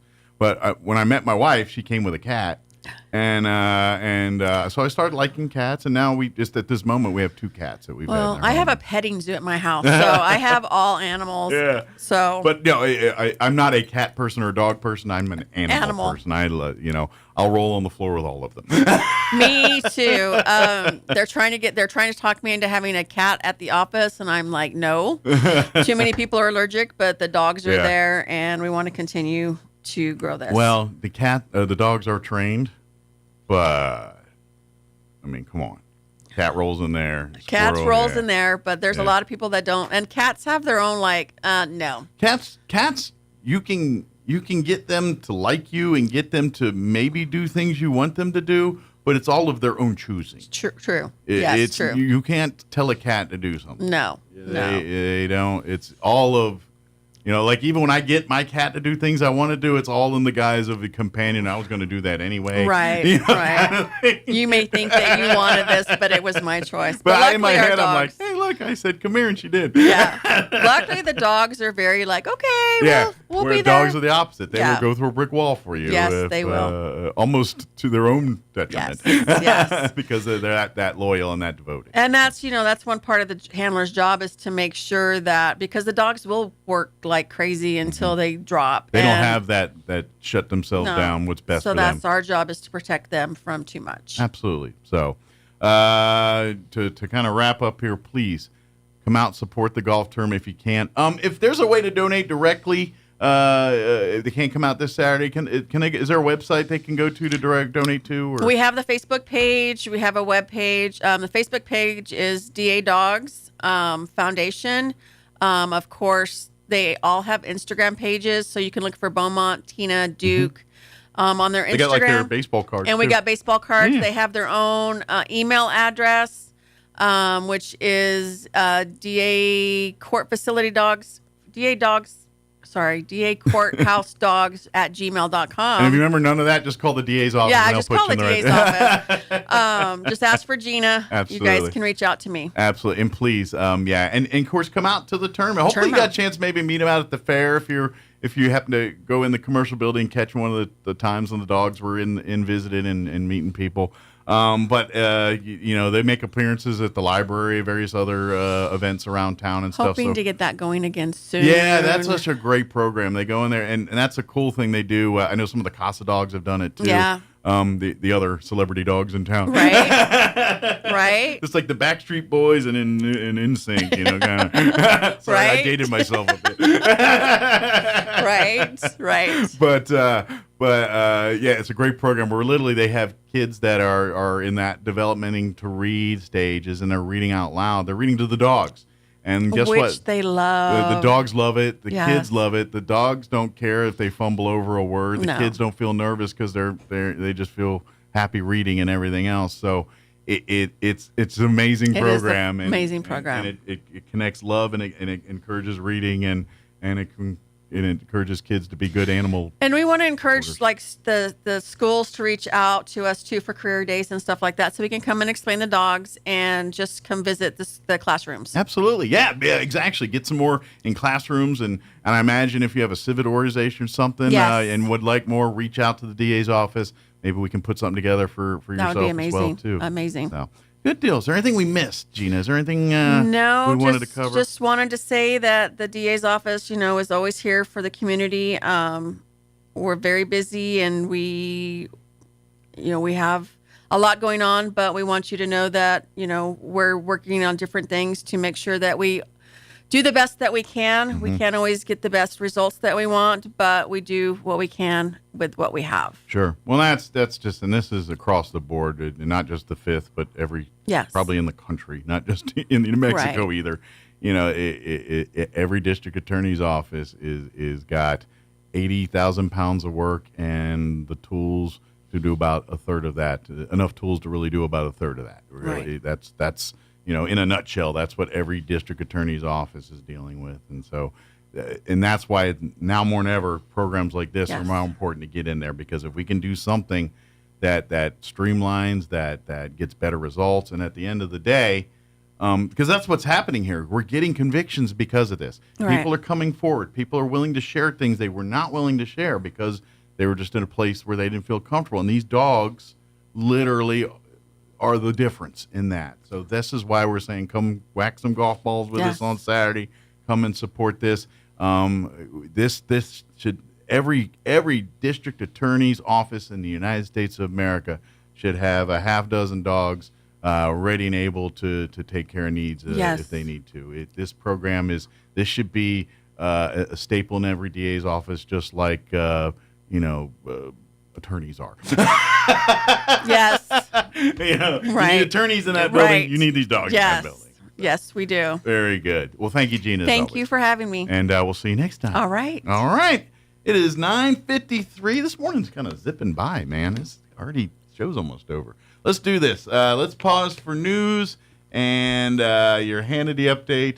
And I have time for the Cowboys report. Sorry, Cowboys fans, I'm going to play it. I know not the time you care or want to hear because you're ready to fire everybody. And by the way, did y'all see the clip where the owner of the Cowboys was on a radio station in Dallas? And I think it's his station. And he didn't like the question, so he basically threatened to fire the guy on his own show. And I was like, oh, man. I feel like I can relate to that. Right. But I'm like, then I'm also thinking, man, I used to know all about this being a Washington fan. You know, our Dan Snyder he did shenanigans like this. But I have time for that Cowboys report. So we're going to get it in there for you. And then a quick break as well. Then we'll be back. Don't go away. Here is your Pecos Valley News Update. I'm Jared Cirillo. Everyone is invited to participate in a community forum to discuss key issues impacting the Eddy County community. It's a chance for you to share your ideas and ask questions and engage with local officials and fellow residents. Join the Eddy County Commissioners for the discussion regarding the 5th Judicial Courts. The meeting will be at the Eddy County Fire and Rescue Building, 1400 Commerce Drive in Carlsbad, on Wednesday, October 23rd, beginning at 6 p.m. A pavement maintenance project involving a number of streets is starting during the second half of October in Roswell. During the work on each street section, that section will be closed to all traffic. Access will be provided for residents and businesses. Beginning today, work will include South Pennsylvania Street from Robin Drive to the alley north of Newell. Also Main Street, Access Road from Robin Drive to Newell. North Ohio from West 17th to 19th. And North Delaware from West 17th to College Boulevard. You're up to date. I'm Jared Cirillo. With your Cowboys Report, I'm Christy Scales. For players and coaches who say this bye week comes at a good time for Dallas, veteran safety Malik Hooker has a bone to pick with them. Details after this. A true Dallas Cowboys fan is there for the journey and the destination. This is the season to make your journey count by flying through McAllen International Airport, the South Texas airport of the Dallas Cowboys. Whether you're flying down for McAllen's award-winning fall and holiday festivals, or you're a South Texas fan flying up to cheer the Cowboys on, make your journey as satisfying as your destination at the South Texas airport of the Dallas Cowboys. McAllen International Airport, above, beyond, at McAllenAirport.com. Todd thought it would be secure to jog in the cheetah savanna. Todd believed the big cat repellent he bought online was reliable. And now, Todd is trying to be faster than this cheetah that can run 80 miles per hour. But the good news is, Todd has AT&T 5G that is fast, reliable, and secure. And he learned the best thing to do is toss her the backpack with the beef stew. AT&T 5G. Fast, reliable, secure. 5G requires compatible plan and device. 5G may not be available in your area. See att.com/5G for you for details. Cowboys players have this week off during their bye, and while rest and rejuvenation are needed, coming off a dreadful performance Sunday by the Cowboys defense, veteran safety Malik Hooker would just as soon skip the break and get back to real work. Honestly, I don't know how anybody else look at it. Right now, we're not playing good ball. Don't nobody want to go on the bye week and have a break and nothing's right, you know what I'm saying? Like, that's anybody. You know, I know a lot of these guys on our end ain't wanting to do, and myself included as a leader, you know, it sucks having to go on the bye week knowing that all the work we put in the offseason and even this week, it didn't apply to what we wanted to do, and we still got some stuff that we need to fix up, so it's definitely not a good feeling. When Malik and teammates return to work Monday, they'll look ahead to a really tough road test at the 49ers. With your Cowboys Report, I'm Christy Scales. As the election approaches, it seems that all sides need a strong dose of kindness. The Apostle Paul writes a letter where he shares how to live in the Spirit. He calls us to follow one of the greatest commands, to love your neighbor as yourself. The very next verse, he writes this: "If you bite and devour each other, watch out, or you will be destroyed." How fitting is that for our present age? Instead of getting bogged down by the ugliness of the world, we're called to live by the fruit of the Spirit, which is love, joy, peace, patience, kindness, goodness, faithfulness, gentleness, and self-control. A quote by Mary Davis reads like this: "Bring love wherever you go, shine light wherever it's dark, leave blessings wherever you've been, be kind wherever you are." As we go through our lives, we're never going to agree with everyone, but that doesn't give us the right to feed the meanness and destructive behavior around us. If you have to choose between being kind and being right, choose being kind, and you'll always be right. Join us at the Country Club Road Church of Christ for worship at 10 a.m. on Sunday, located on the corner of Country Club and Washington in Roswell. Help benefit the Wounded Warrior Project with H.F. Sinclair, Saturday, November 9th at the Veterans Mission 5K Fun Run, Walk and Ride. This 5K Fun Run will begin and end at Beige Veterans Park in Artesia, and the course will take you around Eagle Draw, Walk or Run. Kids 6 and under can join on their bikes. Pre-registration is $25 for adults and teens, kids $10, and your four-legged companion only $5, with all proceeds to benefit Wounded Warriors. For more information or to sign up, visit hfsnm.com/veterans-mission-5K. Roswell Livestock and Farm Supply is your one-stop shop for farm and ranch supplies in southeastern New Mexico, with a friendly, knowledgeable team that can help you find the answer to your problems. With brands you know, including Preferred, Pearson, Purina, High Pro Feeds, Ariat, Wrangler, Cinch, Justin Boots, and more. Roswell Livestock and Farm Supply is a proud supporter of area sports, 4-H, FFA, and the farmers and ranchers of tomorrow. Roswell Livestock and Farm Supply, 1105 East 2nd, celebrating being family-owned and operated for 50 years. Clyde Lewis and Ground Zero is now in Roswell on 106.5 FM, KEND Roswell. Breaking news this hour from townhall.com. I'm John Scott. An independent panel investigating the attempted assassination of former President Trump at a Butler, Pennsylvania campaign rally says the Secret Service needs fundamental reform. Former Homeland Security Secretary Janet Napolitano. This is a zero-fail mission. For any failure endangers